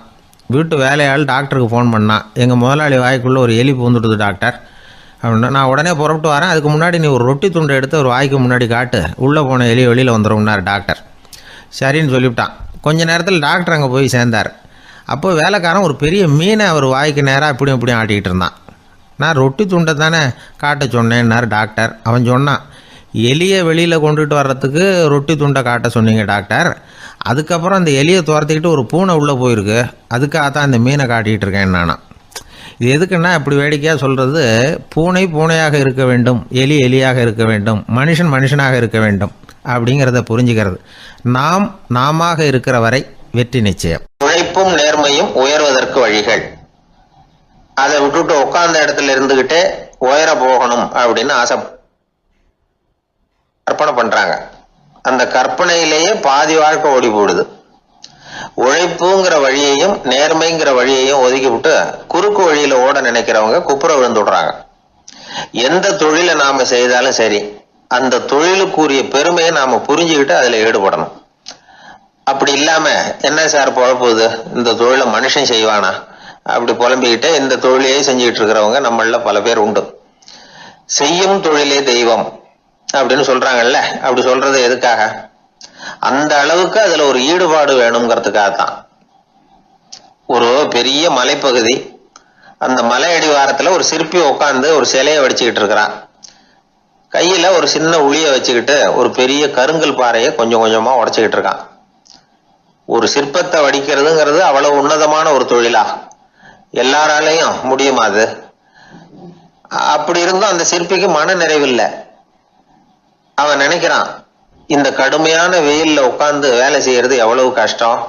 நாம ஒரு சிற்பியா இருக்கிறதுனால தானே சூரியன் கடுமையான வெப்ப கதிர்களை நம்ம மேல வீசுறான். நாமளே அந்த சூரியனா இருந்துட்டா இந்த கஷ்டம் இருக்காதே. நம்மளை கஷ்டப்படுத்துறவன் நம்மளோட வலிமை உள்ளவன், அதனால நாம அவனா மாறி விடுறதுதான் நல்லது அப்படின்னு அந்த சிற்பி யோசனை பண்ணான். அவன் எண்ணம் உடனே நிறைவேறிட்டுது. இயற்கைங்கிற மாபெரும் சக்தி அவனை ஒரு சூரியனா மாத்தி விட்டது. சிற்பி இப்போ ஒரு சூரியனா மாறினான். இனிமே இந்த உலகத்துல நம்மளோட வலிமை உள்ளவன் வேற யாரும் கிடையாது அப்படின்னு நினைக்க ஆரம்பிச்சுட்டான். அவனுக்கு மகிழ்ச்சியா இருந்தது. அந்த மகிழ்ச்சி அதிக நேரம் நீடிக்கல. ஏன்னா கொஞ்ச நேரத்துல ஆகாயத்துல கரிய மழை மேகங்கள் அப்படியே சூழ்ந்து வந்தது. சூழ்ந்து வந்த மேகங்கள் சூரியனை மறைக்க ஆரம்பிச்சது. இப்போ சூரியனா இருந்த அந்த சிற்பி நினைச்சு பாக்குறான், என்ன இது, என்னையே இந்த மேகம் மூடி மறைக்குதுன்னா அது என்னை விட பெரிய ஆளாதான் இருக்கணும். அதனால இனிமே நாம சூரியனா இருக்கக்கூடாது, நாம மேகமா தான் இருக்கணும், அதுதான் கௌரவம் அப்படின்னு நினைக்க ஆரம்பிச்சிட்டான். இப்பவும் பாருங்க, இயற்கை அவனுடைய ஆசையை நிறைவேற்றி வச்சது. சூரியனா இருந்த சிற்பி மேகமா மாறினான். வான வீதியில அப்படியே உல்லாசமா வர ஆரம்பிச்சான். அந்த உல்லாசமும் அதிக நேரம் நீடிக்கல. எதிரில் பார்த்தா பிரம்மாண்டமான மலைகள் வழியை அடைச்சிட்டு நிக்குது. வேகமா வந்த மேகம் மலையில மோதிக்கிட்டுது. அந்த மலையை தாண்டி அப்பால செல்ல முடியல. இப்போ அந்த மேகம் நினைக்குது, நாம எந்த தடையும் இல்லாம அந்தரத்துல மிதந்து வர்றோம், நம்மையே போக விடாம தடுக்குதுன்னா அந்த மலைக்கு எப்பேற்பட்ட வலிமை இருக்கணும். இனிமேலும் நாம மேகமா இருந்து பிரயோஜனம் இல்லை, இருந்தா மலையா இருக்கணும், அதுதான் பெருமை அப்படின்னு நினைக்க ஆரம்பிச்சான். இப்பவும் பாருங்க, இயற்கை அவனுடைய ஆசையை நிறைவேற்றி வச்சது. மேகமா இருந்த சிற்பி மலையா மாறினான். பெரிய மலை பூமிக்கும் வானத்துக்குமா நின்றுகிட்டு இருக்கு. இனிமே நமக்கு எந்த கவலை இல்லை அப்படின்னு நினைச்சது அந்த மலை. இப்படி நினைச்சுக்கிட்டு இருந்த வேளையில அந்த மலையோட காலடியில அடிவாரத்துல ஏதோ சத்தம் கேட்டுது. என்ன சத்தம் இது அப்படின்னு சொல்லி அந்த மலை மெதுவா குனிஞ்சு பார்த்துதான். பார்த்தா அங்க ஒரு மனுஷன் தன்னுடைய கையில உளிய வச்சுக்கிட்டு மலையை கொத்திக்கிட்டு இருக்கிறான். ஏதோ ஒரு சிற்பத்தை வடிக்கிறதுக்காக அவன் முயற்சி பண்ணிட்டு இருக்கிறான். இப்போ அந்த மலை நினைச்சுதான், மலையே ஒருத்தன் உடைக்கிறான்னா அவன் எப்பேற்பட்ட வலிமை உள்ளவனா இருக்கணும். இனிமேலும் மலையா இருந்து பிரயோஜனம் இல்லை, மனுஷனா மாறணும், அதுதான் சரி அப்படின்னு நினைச்சுதான். அந்த வினாடியே அந்த மலை ஒரு மனுஷனா மாறிச்சு. அவன் கையில ஒரு உளி, பழையபடியே ஒரு கருங்கல் பாறையை கொத்த ஆரம்பிச்சான். அந்த ஆள் பழைய நிலைமைக்கு வந்துட்டான். இந்த கதையிலிருந்து நாம தெரிஞ்சுக்க வேண்டியது என்னன்னா, தன்னுடைய உண்மையான பலம் என்னங்கிறது தெரியாமலே தாவி தாவி தடுமாறிக்கிட்டு இருக்கிறான் மனுஷன் அப்படிங்கிறது தான். இனிமேலாவது அதை புரிஞ்சுக்கணும், புரிஞ்சுக்கிட்டு புறப்படணும் வாழ்க்கையில வெற்றி பெறறதுக்கு. ஒரு குடும்ப தலைவருக்கு விபரீதமா ஒரு ஆசை வந்துதான். அதாவது ஒரு நாள் பூராவும் புடவை கட்டிக்கிட்டு மனைவி செய்கிற வீட்டு வேலைகள், சமையல் வேலைகள் எல்லாத்தையும் தானே செய்யணும், மனைவிக்கு ஆண் வேஷம் போட்டு ஆபீஸுக்கு அனுப்பி வச்சுடணும் அப்படின்னு ஆசைப்பட்டான். இதுதான் அந்த ஆசை. அதே மாதிரி செஞ்சான். பெண் வேஷத்துல சமையல் பண்ணிட்டு இருந்தான். இருட்டி விட்டுது. இந்த சமயத்துல வாசல் கதவு தட்டப்படுற சத்தம் கேட்டுது. ஓடி போய் திறந்தான். பக்கத்து வீட்டு அம்மா கிடுகிடுன்னு உள்ள வந்துட்டாங்க, காப்பி பொடியோ ஏதோ வாங்கறதுக்கு. இவன் பயந்து போய், கமலாம்மா, நான் சுசீலா இல்ல, சுசீலாவோட புருஷன், பெண் வேஷத்துல இருக்கிறேன், சும்மா ஒரு சேஞ்சுக்காக அப்படின்னா. உடனே அந்த அம்மா கிட்ட வந்து, பயப்படாத, நானும் கமலா இல்ல, கமலாவோட புருஷன், இதுவும் சும்மா ஒரு சேஞ்சுக்காகத்தான் அப்படின்னானா. இப்படி வாழ்க்கைய விபரீதமா நினைச்சுக்கிட்டு வேற வேற கற்பனைகள்ல வீணாக்கிக்கிட்டு இருக்கிறவங்க தான் ரொம்ப அதிகம். நாம அதுவா மாறணும்னு நினைக்கிறது தப்பு, நாம இருக்கணும் அப்படின்னு நினைக்கிறது தான் உண்மை, அதுதான் சரி. அந்த சிற்பி என்னென்னோ கற்பனை பண்ணி கடைசியில மறுபடியும் சிற்பியாகவே வந்து சேர்ந்தான் பாருங்க. அதனால நம்முடைய உண்மையான பலம் என்ன அப்படிங்கறத தெரிஞ்சுக்கிட்டு நடந்துகிட்டோம்னா வாழ்க்கையில எப்பொழுதும் வெற்றி நிச்சயம். அன்பா இருக்கணும்னு அநேக பெரியவங்க சொல்லியிருக்கிறாங்க. நாமளும் அதை கேட்டுட்டு அன்பு காட்டுறதுக்கு தயாரா தான் இருக்கிறோம். அதை வாங்கறதுக்கு தான் ஆளை காணும். இருந்தாலும் அன்புல எத்தனையோ வகை உண்டு. அதை சரியா புரிஞ்சுக்கிட்டு அதுக்கப்புறம் அன்பு காட்ட ஆரம்பிக்கணும். வகையை புரிஞ்சுக்காம அன்பு காட்டினா வம்புல மாட்டிக்க வேண்டியதுதான். அன்புன்னா சாதாரணமா நினைச்சு விடாதீங்க. அதுல எவ்வளவு விதம் தெரியுமா? இரக்கம், கருணை, காருண்யம், பந்துத்துவம், பட்சம், பாசம், நேசம், விசுவாசம், அபிமானம், காதல், பக்தி, இப்படி பல விதமா அதை பத்தி சொல்லி வச்சிருக்கிறாங்க பெரியவங்க. இந்த வார்த்தைகள் எல்லாம் நாம கேள்விப்பட்டதுதான். இருந்தாலும் அதுகளுக்குள்ள என்ன வித்தியாசம்னு கேட்டா சரியா சொல்ல தெரியாது. அதனால இந்த வார்த்தைகளுக்கெல்லாம் பெரியவங்க என்ன விளக்கம் சொல்றாங்கன்னு இப்போ பார்க்கலாம். எளியவர்கள் மேல செலுத்துற அன்பு இருக்கு பாருங்க, அதுக்கு இரக்கம்னு பேரு. அறிவு பலம், சரீர பலம், இது ரெண்டும் இல்லாதவங்க மேல, அதாவது வலிமையற்றவர்கள் மேல செலுத்துற அன்பு இருக்கு பாருங்க, அதுதான் கருணை. எறும்புல இருந்து யானை வரைக்கும் சகல ஜீவராசிகள் மேலேயும் காட்டுற அன்புக்கு காருண்யம்னு பேரு, ஜீவகாருண்யம். சிவி சக்கரவர்த்தி காட்டின அன்பு இந்த ரகம். உறவினர்கள், சொந்தக்காரங்க, அவங்க வசதியா இருந்தாலும் வறுமையில இருந்தாலும் வித்தியாசம் இல்லாம காட்டுற அன்பு இருக்கு பாருங்க, அதுக்கு பேரு பந்துத்துவம். ஒரு எஜமானன் வேலையாள்கிட்ட காட்டுற அன்பு இருக்கு பாருங்க, அதுக்கு பேரு தான் பட்சம். அவனும் தன்னை மாதிரி மனுஷன்தாங்கிற நினைப்பு வேணும். ஒரு தாய் தன்னுடைய குழந்தை மேல, ஒரு குழந்தை தன்னுடைய தாய் மேல செலுத்துற அன்புக்கு பாசம்னு பேரு. ஈருடல் ஓர் உயிர்னு நினைக்கிறது இது. ராமரும் கௌசலையும் இதுக்கு உதாரணம். தம்மை ஒத்த நண்பர்கள் கிட்ட செலுத்துற அன்புக்கு நேசம்னு பேரு. வயசு, செல்வம், அந்தஸ்து, இந்த வித்தியாசமெல்லாம் பார்க்காம அவங்க சுக துக்கத்துல சமபங்கு எடுத்துக்கிறது இது. கிருஷ்ணன் குசேலர்கிட்ட காட்டினது இந்த ரகம். வேலை செய்யறவன் முதலாளி கிட்ட காட்டுற அன்புக்கு விசுவாசம்னு பேரு. தேசத்து மேலையும் தாய்மொழி பேர்லையும் செலுத்துற அன்புக்கு அபிமானம்னு பேரு. தேசாபிமானம்னு சொல்றமே இதுதான். ஒரு கணவன் மனைவி பேர்ல காட்டுற அன்புக்கு காதல்னு பேரு. கடவுள் பேர்ல செலுத்துற அன்புக்கு பக்தின்னு பேரு. இப்படி அன்புல பல ரகம் இருக்கிறப்போ அதுல உள்ள வித்தியாசம் தெரியாம இடம் மாத்தி அன்பு காட்டினா இடைஞ்சல் தான். சரி, இந்த அன்பை பத்தி விஞ்ஞானம் என்ன சொல்லுது தெரியுமா? இதயத்தை பாதுகாக்கிறதுக்கு முக்கியமா தேவைப்படுற ஒண்ணு இந்த அன்புதான்னு சொல்லுது. நெதர்லாந்து விஞ்ஞானிகள் இதை ஆராய்ச்சி பண்ணியே கண்டுபிடிச்சிருக்கிறாங்க. கொஞ்சம் முயல் குட்டிகளை 2 பிரிவா பிரிச்சாங்க. 2 குரூப்புக்கும் கொழுப்பு அதிகமா உள்ள ஆகாரத்தையே கொடுத்துட்டு வந்தாங்க. ஆனா ஒரு குரூப்புக்கு வெறுமன ஆகாரத்தை கொடுத்ததோட சரி, இன்னொரு குரூப் முயல்களுக்கு ஆகாரம் கொடுத்ததோட நிறுத்திக்கல. அதுக்கு முன்னாடி கூண்டுகளை திறந்து விட்டு முயல்களை கொஞ்ச நேரம் எடுத்து கொஞ்சி விட்டு அதுக்கப்புறமா ஆகாரம் கொடுத்தாராம் ஆராய்ச்சியாளர். இந்த குரூப்புக்கு இதய பாதிப்பு 60% குறைச்சலா இருந்துதான். சில நோயாளிகளுக்கு ஹார்ட் அட்டாக் வந்தாலும் அதை தாங்கிக்கிட்டு குணமாகிற சக்தி அதிகமா இருக்குது. இது எப்படின்னு ஆராய்ச்சி பண்ணி பார்த்துருக்குறாங்க. அவங்கெல்லாம் மனைவி தன் பேர்ல ரொம்ப அன்பா இருக்கிறதாக நினைக்கிறவங்களா இருக்கிறாங்களாம். இதய நோயாளிகள் பல பேரை சந்திச்சு இதய நோய் ஏற்பட என்ன காரணம்னு கேட்டிருக்கிறாங்க.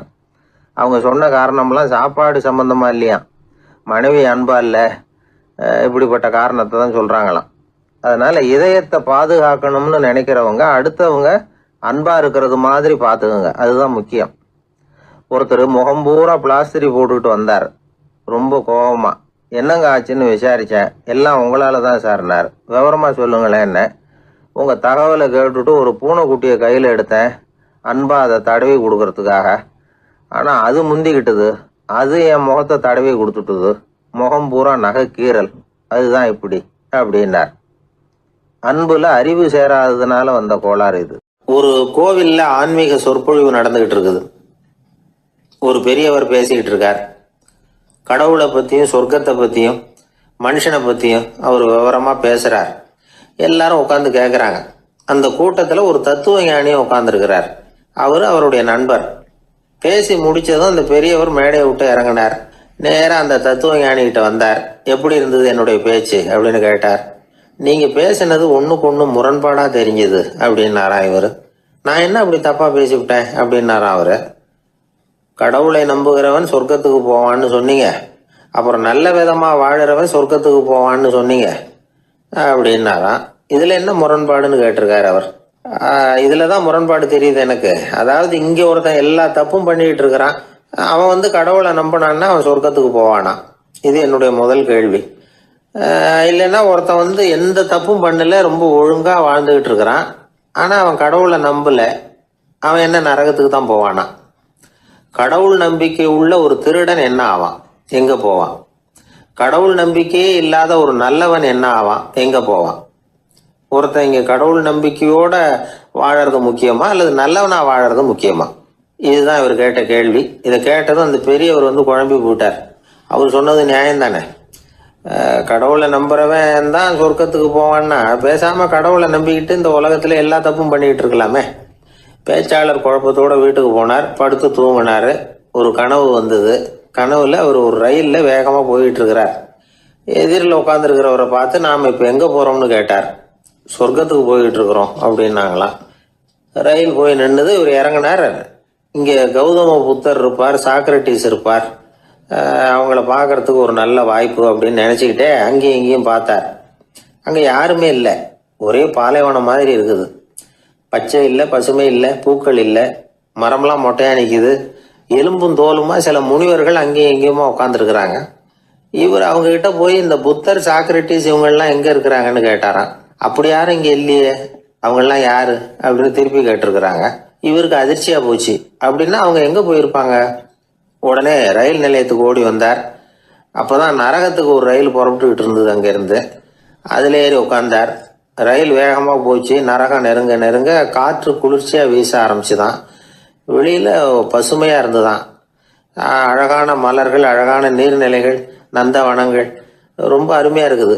ரொம்ப அங்கே இருந்தவங்கெல்லாம் ரொம்ப மகிழ்ச்சியாக உல்லாசமாக வேற இருந்திருக்கிறாங்க. எங்கே பார்த்தாலும் ஆடல் பாடல் உற்சாகம். இவர் ரயிலை விட்டு இறங்கினார். அவருக்கு சந்தேகம், இதுவா நரகம் அப்படின்னு விசாரிச்சிருக்கார். ஆமாம், இதுதான் நரகம்னாங்களாம். எனக்கு ஒரு சந்தேகம் இருக்காரு. என்னன்னு கேட்டிருக்காங்க. கௌதம புத்தரும் சாக்ரட்டிஸும் லாவோஸும் இவங்க மாதிரி இன்னும் பல பேரும் கடவுள் நம்பிக்கை இல்லாதவங்க, அவங்கெல்லாம் இங்கே இருக்கிறாங்களா அப்படிங்கிறது தான் என்னுடைய சந்தேகம் அப்படின்னாராம்.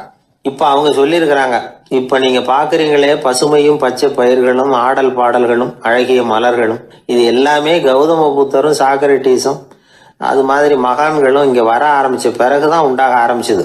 இந்த பிரதேசத்தை அவங்க அப்படியே மாற்றிவிட்டாங்க.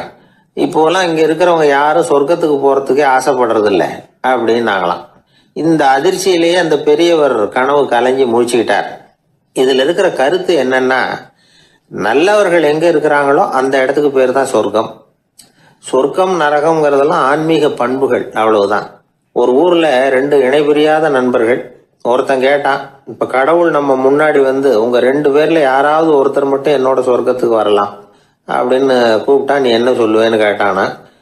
இவன் ரொம்ப பெருந்தன்மையாக உன்னையே அழைச்சிட்டு போக சொல்லிடுவேன் அப்படின்ட்டுருக்கான். அப்படின்னா உனக்கு சொர்க்கம் வேணாமான்னு கேட்டிருக்கான் அவன். நீ என்னை விட்டுட்டு போனாவே அப்புறம் இந்த பூலோகமே எனக்கு சொர்க்கம் தாண்டா அப்படின்னு நானா இவன். வாயில கொழுப்பு இருந்தாலும் பரவாயில்ல சார், எப்படியாவது ஒரு வழியா சமாளிச்சுக்கலாம். ஆனால் வயத்துல மட்டும் கொழுப்பு இருக்கக்கூடாது சார். அப்படி இருந்தா அதான் அலட்சியமாகவும் விட்டுறக்கூடாது சார் அப்படின்னு ஒருத்தர் சொல்லிட்டு வந்தார். அதுக்கப்புறம் தான் அவர்கிட்ட பேசி பல விவரங்களை தெரிஞ்சுக்க முடிஞ்சுது. சில பேர் சொல்லுவாங்க, எனக்கு தொந்தி கிடையாது சார், வேணும்னா என் வயத்தை அழுத்தி பாருங்க, கல் மாதிரி இருக்கும்பாங்க. வயிறு கல் மாதிரி இருந்தா உள்ள கொழுப்பு இல்லைன்னு நினைச்சிடக்கூடாது. வயிற்று தசைக்கு அடியில உள்ள கொழுப்பு சில வாத்தியங்கள்ல இருக்குமே நரம்பு, அது மாதிரி டைட்டா இழுத்துக்கிட்டு இருக்குன்னு அர்த்தம். அதனால தொட்டு பார்த்தா கல் மாதிரி தான் இருக்கும், இருந்தாலும் தொந்தி தான். வயத்துல கொழுப்பு அதிகமா இருக்கிறது சங்கடம் தான். அதனால கொலஸ்ட்ரால் அளவு அதிகமாகும். இதய நோய்கள், நீரிழிவு, ஹைப்பர் டென்ஷன், ஸ்ட்ரோக்கு, இது மாதிரி ரிஸ்க்லாம் அதிகமாகும். ஒருத்தர் ஒல்லியா இருக்கலாம், உடம்பு எடை அதிகப்படியா இல்லாம இருக்கலாம். அப்படி இருந்தா கூட அவர் உடம்புல மற்ற பகுதியை விட வயத்துல கொழுப்பு அதிகமா இருக்கும். நாம தான் ஒல்லியா இருக்கிறோமே, நமக்கு ஒண்ணும் இல்லை அப்படின்னு நினைச்சிடக்கூடாது. சரி, நம்ம வயிறு இருக்க வேண்டிய அளவை விட அதிகமா இருக்குதா இல்லையா, அதை எப்படி கண்டுபிடிக்கிறது? அதுக்கு சில வழி இருக்குது. முதல்ல நீங்க நேரா ஸ்ட்ரெயிட்டா நிமிர்ந்து நில்லுங்க. உங்க பார்வையை மட்டும் கீழே தாழ்த்தி கால் விரலை கவனிங்க. விரல் உங்களுக்கு தெரியுதா அப்படின்னா உங்க வயறு நார்மலா இருக்குன்னு அர்த்தம். கால் விரல் உங்க கண்ணுக்கு தெரியலையா அப்படின்னா உங்களுக்கு வயிறு பெருசுதான். இன்னொரு வழி இருக்கு, அது என்ன தெரியுமா? ஒரு தரையில நீட்டா படுத்துடணும். 1 மீட்டர் நீளம் உள்ள அளவுகோல் ஒன்று எடுத்துதுங்க. கழுத்து எலும்புல ஒரு பக்கத்தையும் இடுப்புல ஒரு பக்கத்தையும் வைங்க. பக்கவாட்டில் வைங்க, அதாவது படுக்கவாட்டில். அது நடுப்பகுதி வயத்துல முட்டி தராசு மாதிரி ஆடுதா அப்படின்னா உங்க வயிறு உங்களுக்கு ப்ராப்ளம் தான். அதனால அதை கண்டுபிடிக்கிறதுக்கு அப்படி ஒரு அளவுகோல் வச்சிருக்கிறாங்க. மருத்துவ அறிவியல் ரீதியா உங்களுக்கு தொந்தி இருக்குதா இல்லையான்னு கண்டுபிடிக்கிறதுக்கு ஒரு வழி இருக்கு. உங்க இடுப்புல வெயிஸ்ட் அப்படின்னு சொல்றோம்ல, இடுப்புல ஒரு அளவு எடுக்கணும், சுற்றளவு. இடுப்புக்கு கீழே ஹிப்புன்னு சொல்றோம்ல, அங்க ஒரு அளவு எடுக்கணும், அதிகபட்ச சுற்றளவு எடுக்கணும். அந்த அளவை இந்த அளவால வகுக்கணும்.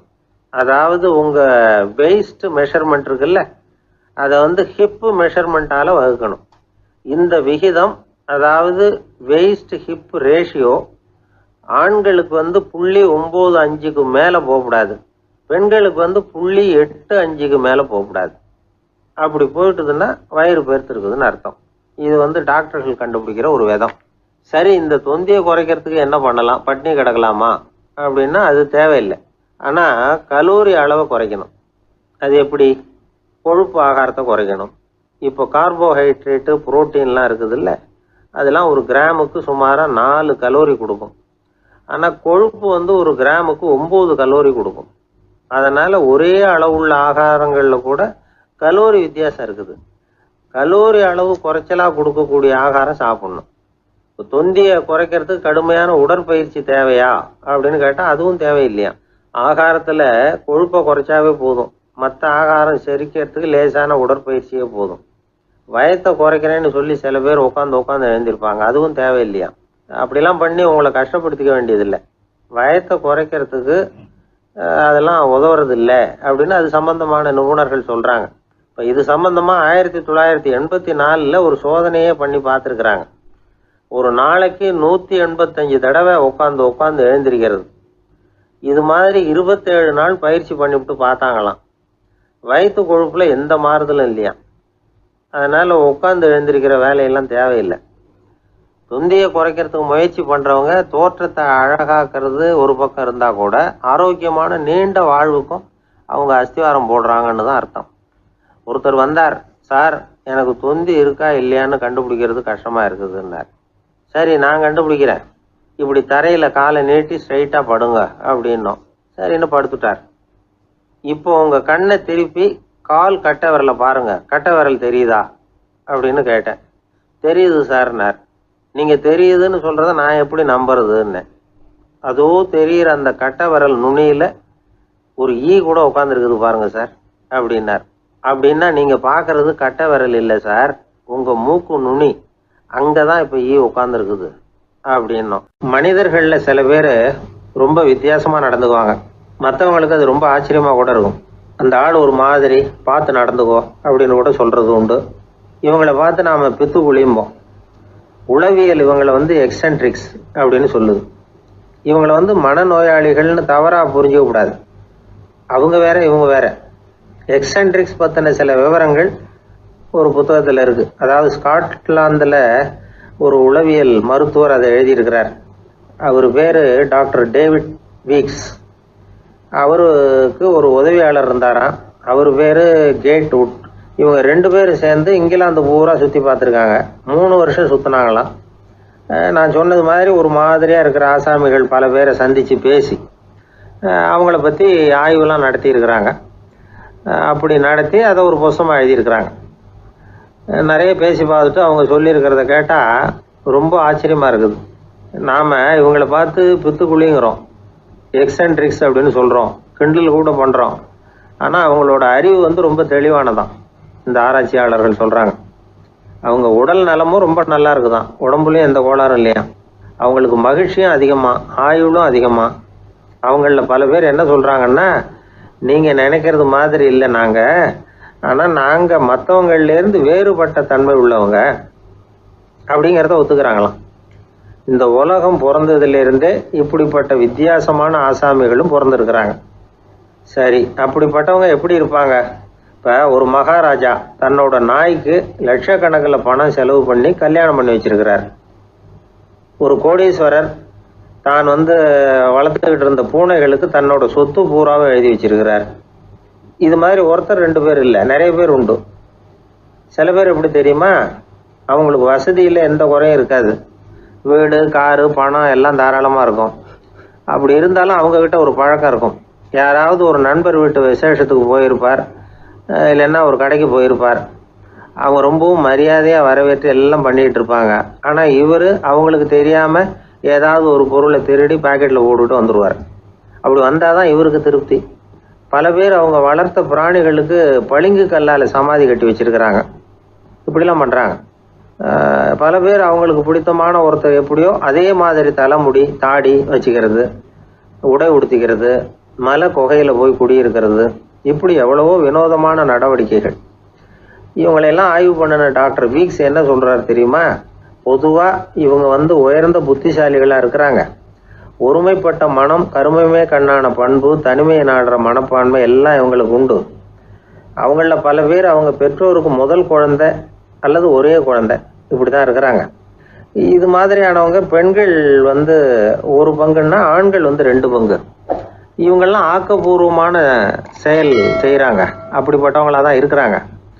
அடுத்தவங்க கிட்ட அன்பு காட்டுறவங்களா இருக்கிறாங்க, உற்சாகம் ஊட்டுறவங்களா இருக்கிறாங்க. அவங்களுடைய ஆக்கப்பூர்வமான பணிகளுக்கு ஊக்கம் கொடுத்தா அவங்க மன சந்தோஷமும் உடல் நலமும் பெருகும், ஆயுளும் கூடும். இதெல்லாம் அந்த டாக்டருடைய கண்டுபிடிப்பு. பித்துக்குழித்தனத்துக்கும் மனநோய்க்கும் வித்தியாசம் உண்டுங்கிறத சொல்கிறது தான் இந்த தகவல். அதனால் 2ம் ஒன்றுன்னு நினச்சிடக்கூடாது. ஒரு நண்பன் ஒருத்தனை பற்றி சொல்கிறோம். அவன் எந்த வகைன்னு நீங்களே முடிவு பண்ணுங்களேன். அவன் ஒரு கல்யாண வீட்டுக்கு போய் சாப்பிட்டுட்டு வெளியில் வந்தோம். அவங்க கூட வெளியில் வந்த உடனே ரொம்ப நேரமாக தன்னோட செருப்பை தேடிக்கிட்டு இருந்தான்.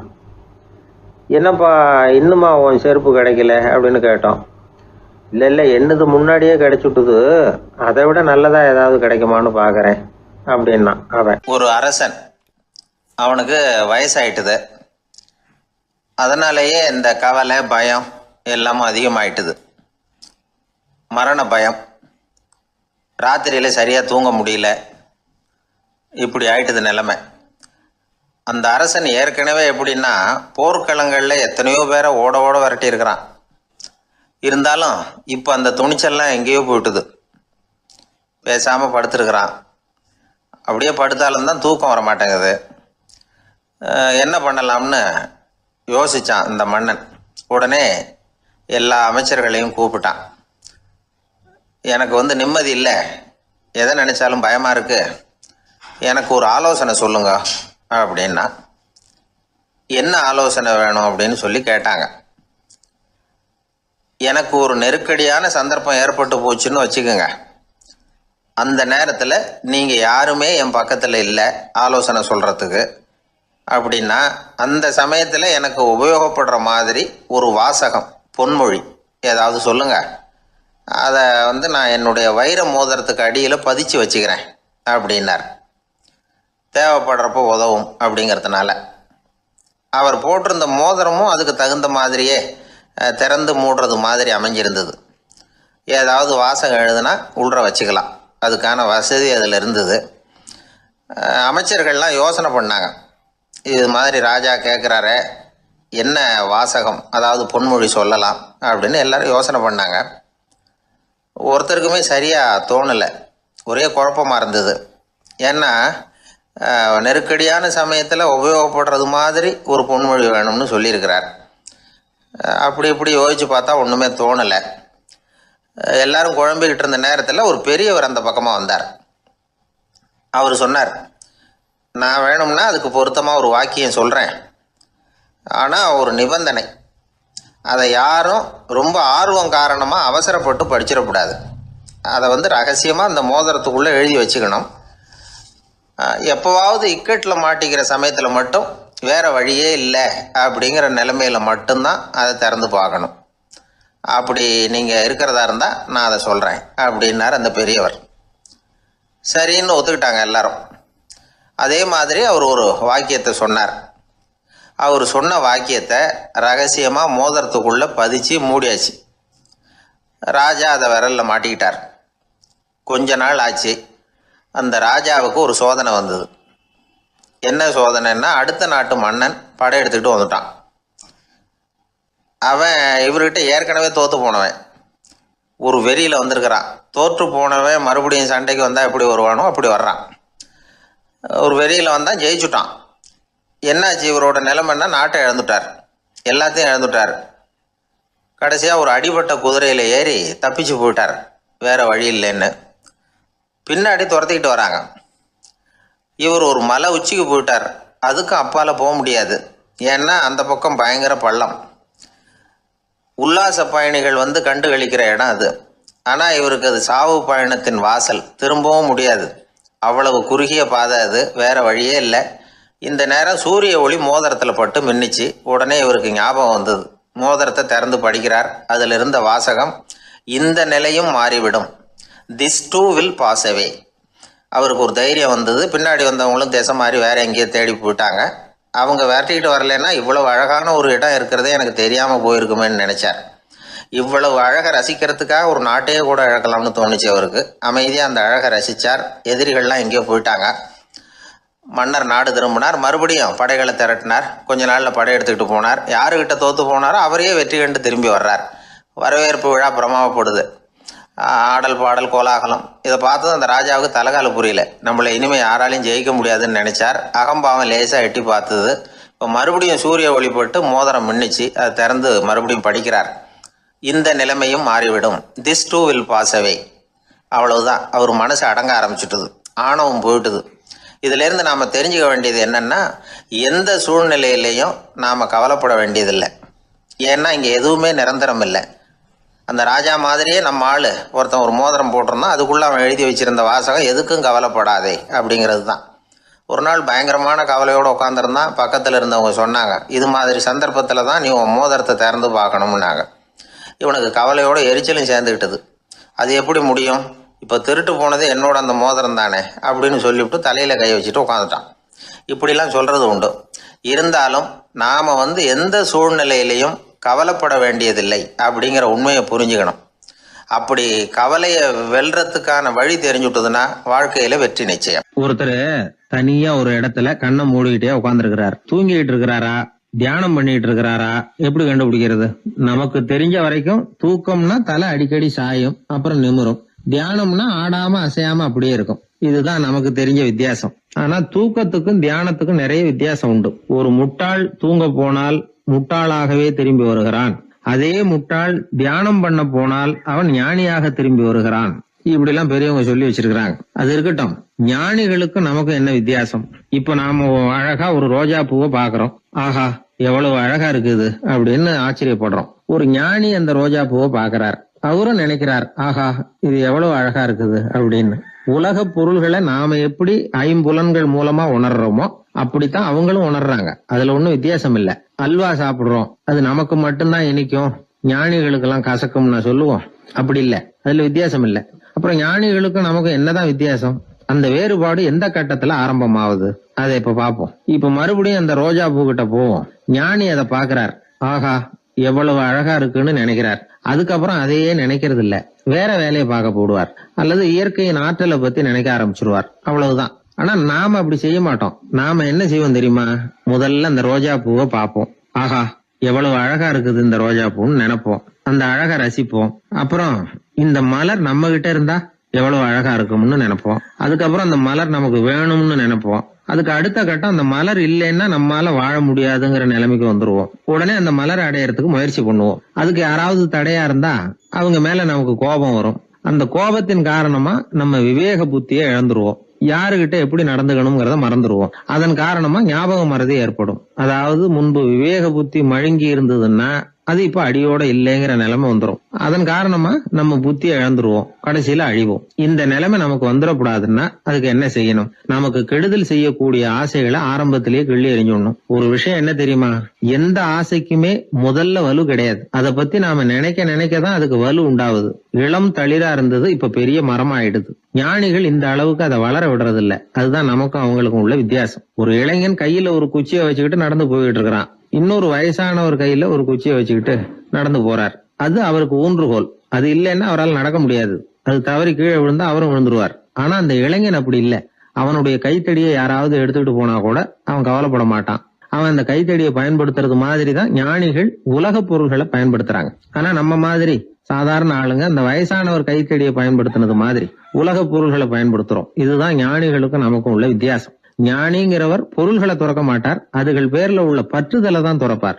எனக்கு தெரிஞ்ச ஞானி ஒருத்தர் இருக்கிறார். அவர் சொன்னார், 1988 ஜூன் மாதம் 1 தேதியை என்னால மறக்க முடியாதுன்னார். ஏன்னு கேட்டேன். அதுதான் எனக்கு ஞானம் வந்த நாள்னார். அப்படியா? ஆமா, அன்னைக்குதான் எனக்கு கல்யாணம் ஆச்சு. என் மனைவி பேரு ஞானம் அப்படின்னார். அதனால ஞானம் ஒவ்வொருத்தருக்கும் ஒவ்வொரு மாதிரி வரும். அதனால நாம ஞானிகளுடைய வாழ்க்கையை பார்த்து அவர்களை நெருங்க முடியுமான்னு பார்க்கணும். அந்த முயற்சி நமக்கு தேவை. அந்த வகையில நம்ம வாழ்க்கையை அமைத்து கொண்டால் வாழ்க்கையில படிப்படியா முன்னேறலாம். படிப்படியா வாழ்க்கையை அனுபவிக்க முடியும். ஒரு ராஜா இருந்தார். அவருக்கு என்ன பொழுதுபோக்கு தெரியுமா?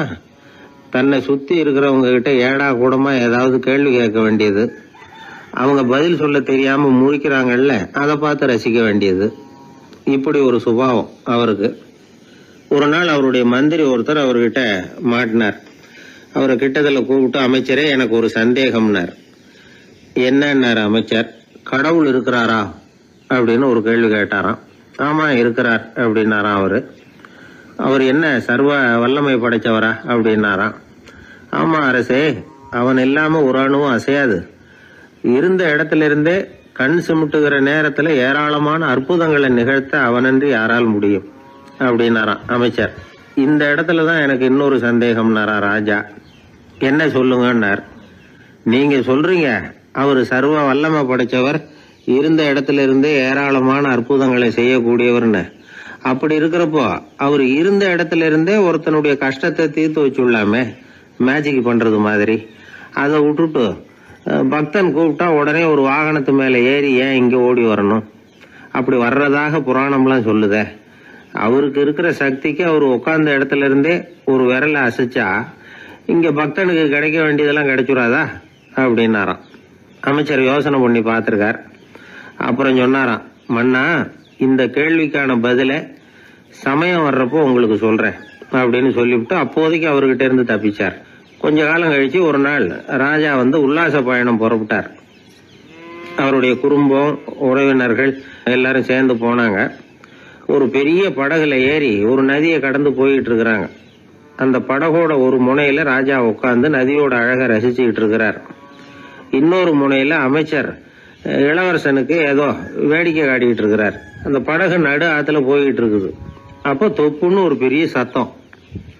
அரசே, நம்ம இளவரசர் ஆத்துல விழுந்துட்டார் அப்படின்னு அலறினார் அமைச்சர். அவ்வளவுதான். உடனே ராஜா குபீர்னு ஆத்துல பாஞ்சார். மகனை தேட ஆரம்பிச்சுட்டார். அங்கேயும் இங்கேயும் கொஞ்ச நேரம் அல்லாடினாரு. மகனை காணல. அதுக்கப்புறம் மந்திரியும் ஆத்துல குதிச்சு ராஜா கிட்ட வந்தார். அரசே, இளவரசர் படகுல பத்திரமா தான் இருக்கிறார். தண்ணியில விழுந்தது வெறும் கல்லு தான் அப்படின்னார்.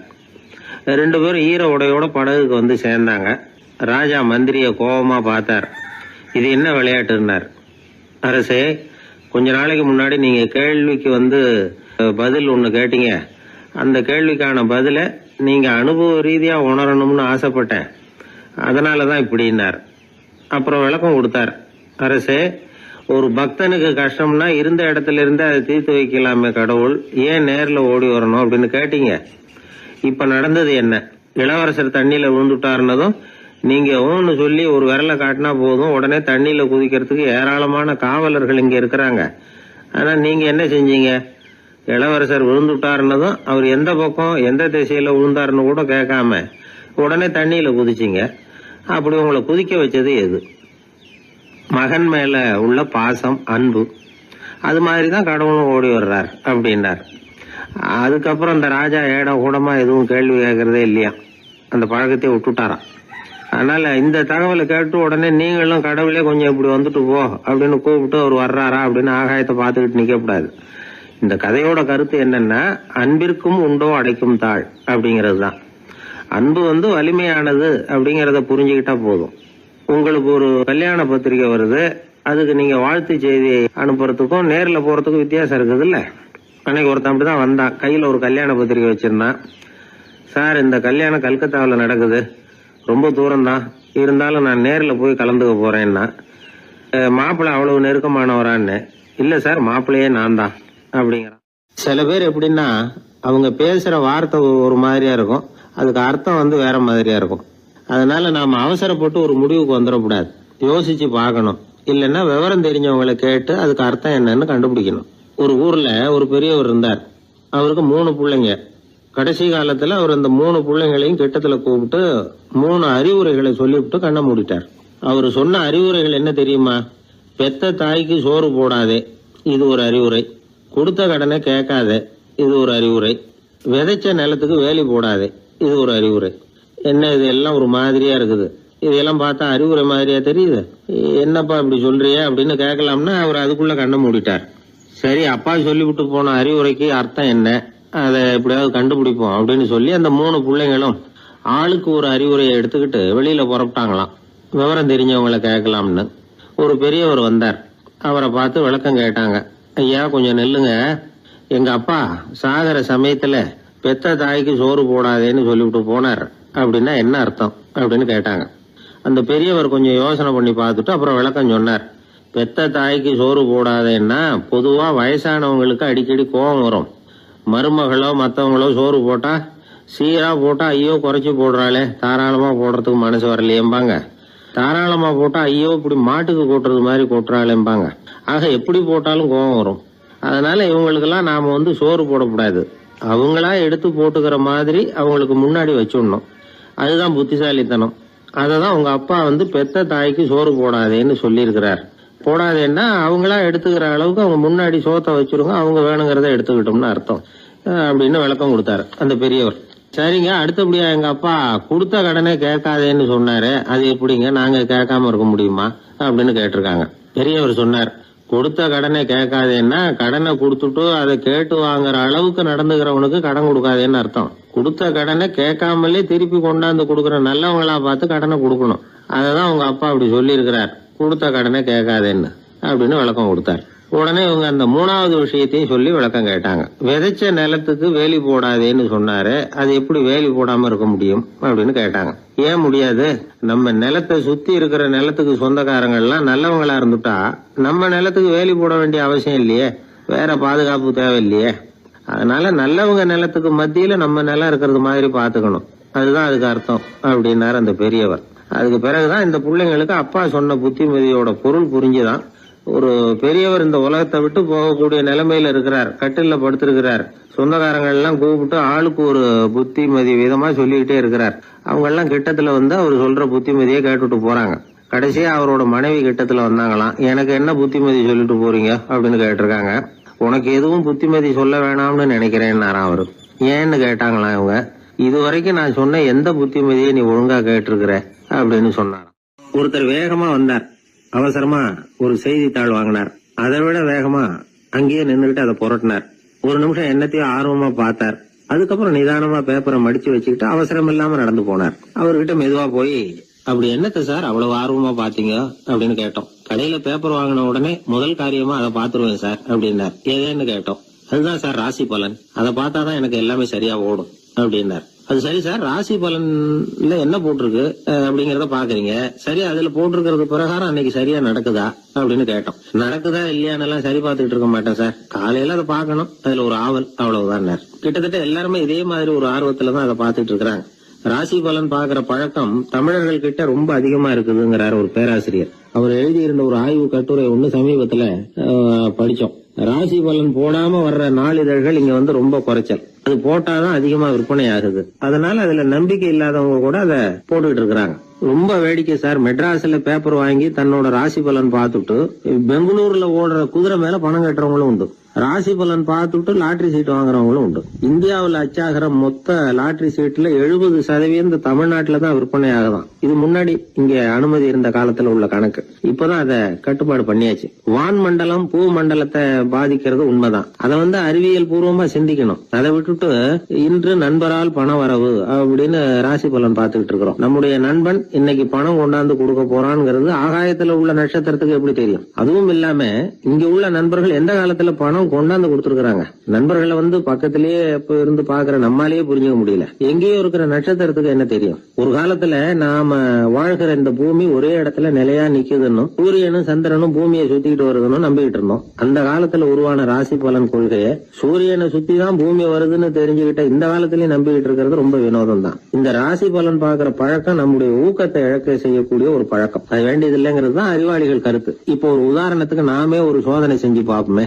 ஒரே நாள் வந்த தினசரி பேப்பர்கள் சிலதை எடுத்துக்கிட்டோம். அதுல ஒரே ராசிக்கு ஒவ்வொரு பேப்பர்லயும் என்ன பலன் போட்டிருக்கு பாக்கலாமா? என்னுடைய நண்பர் ஒருத்தர் ராசிக்கு ஒவ்வொரு செய்தித்தாள்லயும் என்ன ராசி பலன்னு பார்த்தோம். ஒரு பேப்பர்ல செலவும் சிரமமும் அப்படின்னு போட்டிருக்கு, இன்னொரு பேப்பர்ல சுலபமாக நன்மை அப்படின்னு போட்டிருக்கு. இதுல எதை நம்புறது? நீங்களும் ஒரு நாள் இதை சோதிச்சு பாருங்க. பல பேப்பர் வாங்கி உங்க ராசிக்கு ஒவ்வொரு பேப்பர்லயும் என்ன போட்டிருக்குன்னு பாருங்க. எல்லாம் ஒரே விதமா இருக்காது, மாறி மாறி இருக்கும். என்னுடைய நண்பர் ஒருத்தர் நானும் ஒரு நாள் கடையில பேப்பர் வாங்கணும். நண்பர் வந்து ராசி பலன்ல எல்லாம் ரொம்ப நம்பிக்கை இல்லாதவர். இருந்தாலும் நான் பேப்பர் வாங்கின உடனே உங்க ராசி என்ன சொல்லுங்க, பலன் என்னன்னு பாக்கலாம்னு. அவர் சிரிச்சுக்கிட்டு அதெல்லாம் டூப்புங்க, அதை ஏன் பாக்குறீங்க, சும்மா சொல்லுங்கன்னு. என் ராசி தனுசு, அதுல பண வரவுன்னு போட்டிருக்கோம் அப்படின்னாரு. நான் பார்த்தேன், ஆச்சரியப்பட்டு போயிட்டேன். பண வரவுன்னு தான் போட்டிருக்கு சார், அது எப்படிங்க பார்க்காமலே கரெக்டா சொல்லிவிட்டீங்க அப்படின்னு கேட்டேன். அவர் மெதுவா கிட்ட வந்து காதோட காதா சொல்றார், அந்த பேப்பருக்கு தினமும் ராசி பலன் எழுதி கொடுக்கறதே நான் தான் சார் அப்படின்னார். உனக்காக நான் என்ன வேணும்னாலும் செய்யறதுக்கு தயாரா இருக்கிறேன் அப்படின்னாரு ஒருத்தர்.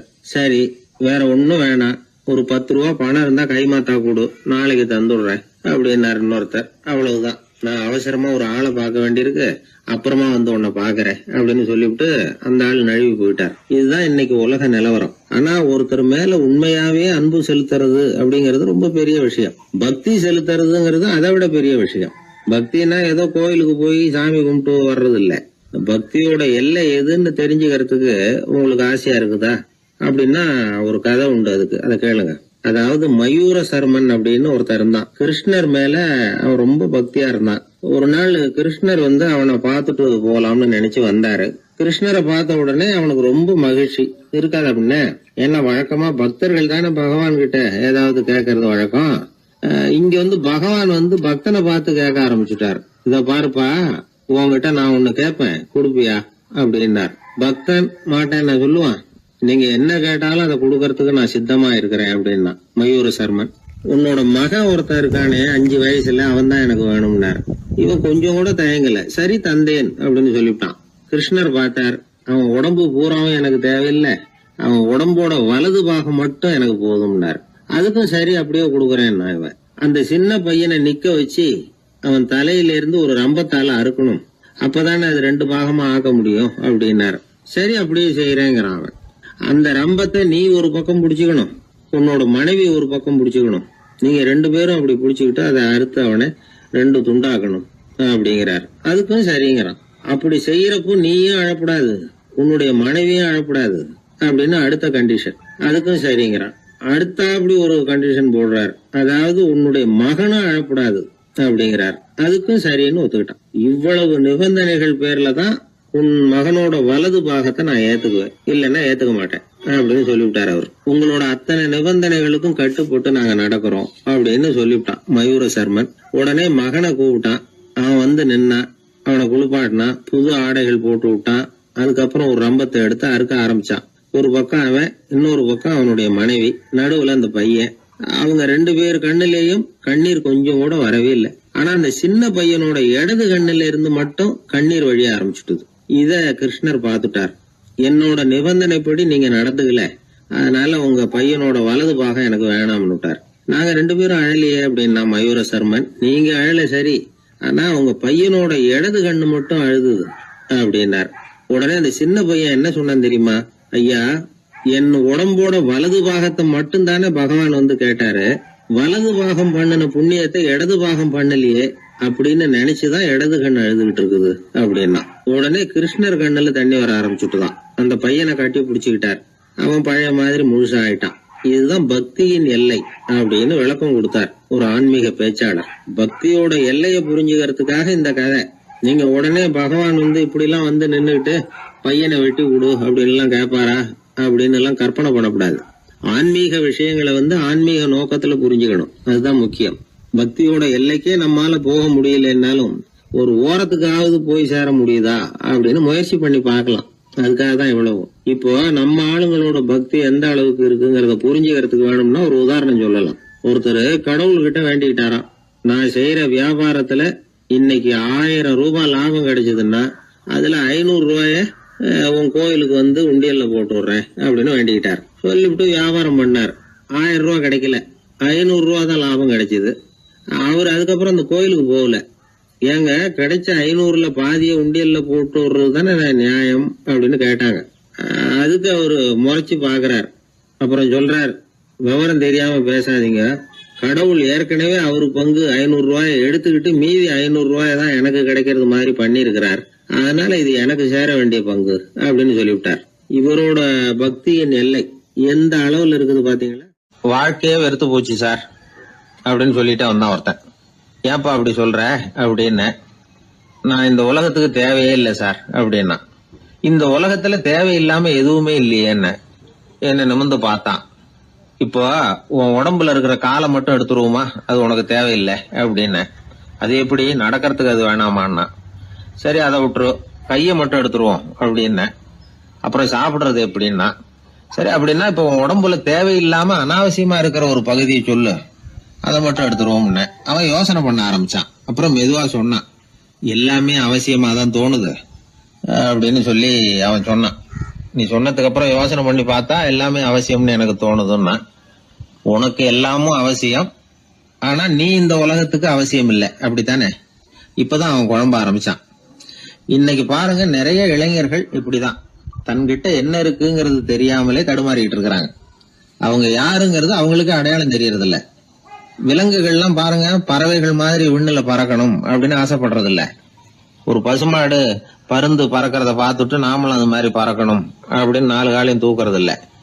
சரி, ஆனா ஒரு மனுஷன் என்ன நினைக்கிறான்னா, அவங்கிட்ட என்ன திறமை இருக்கு அப்படிங்கறத அவனுக்கு புரியாம நடந்துக்கிறான். சரி, ஒரு மனுஷங்கிட்ட என்ன திறமை இருக்குங்கிறத எப்படி கண்டுபிடிக்கிறது? இந்த உலகத்துல இருக்கிற ஒவ்வொரு மனிதனுக்கும் ஒரு தனித்தன்மை உண்டு. அதாவது ஒருத்த மாதிரி இன்னொருத்தன் இருக்கிறது இல்ல. ஆனாலும் உளவியல் நிபுணர்கள் மனிதர்களின் குணாதிசயங்களை வச்சு அவங்கள 3 வகையா பிரிக்கிறாங்க. சில பேர் எப்படின்னா, தான் சம்பந்தப்பட்ட வேலையோட இருந்து விடுறது இல்ல. எதிர இருக்கிறவன் செய்யற வேலை, இன்னொரு பிரிவுல இருக்கிறவன் செய்யற வேலை எல்லாத்திலையும் தலையிடுவாங்க. மனோ தத்துவத்துல இதுக்கு டாமினன்ஸ்னு பேர். இப்படிப்பட்ட குணாதிசயம் உள்ளவங்க எதுக்கு பொருத்தம் தெரியுமா? ஒரு நிறுவனத்தை தலைமையேற்று நடத்துறது, நிர்வாக பொறுப்பு வகிக்கிறது, இது மாதிரி பணிகளுக்கெல்லாம் இவங்க ரொம்ப பொருத்தமா இருப்பாங்க. 2வது வகை மனிதர்கள் எப்படின்னா, இவங்க ரொம்ப இனிமையா பேசுவாங்க, திறமையா பேசுவாங்க, அடுத்தவங்களோட பேசுறதுக்கு ஆசைப்படுவாங்க. இப்படிப்பட்டவங்க எல்லாம் விற்பனை துறையில வேலை பார்க்கறதுக்கு ரொம்ப பொருத்தம். இதை தவிர 3வது வகை மனிதர்கள் உண்டு.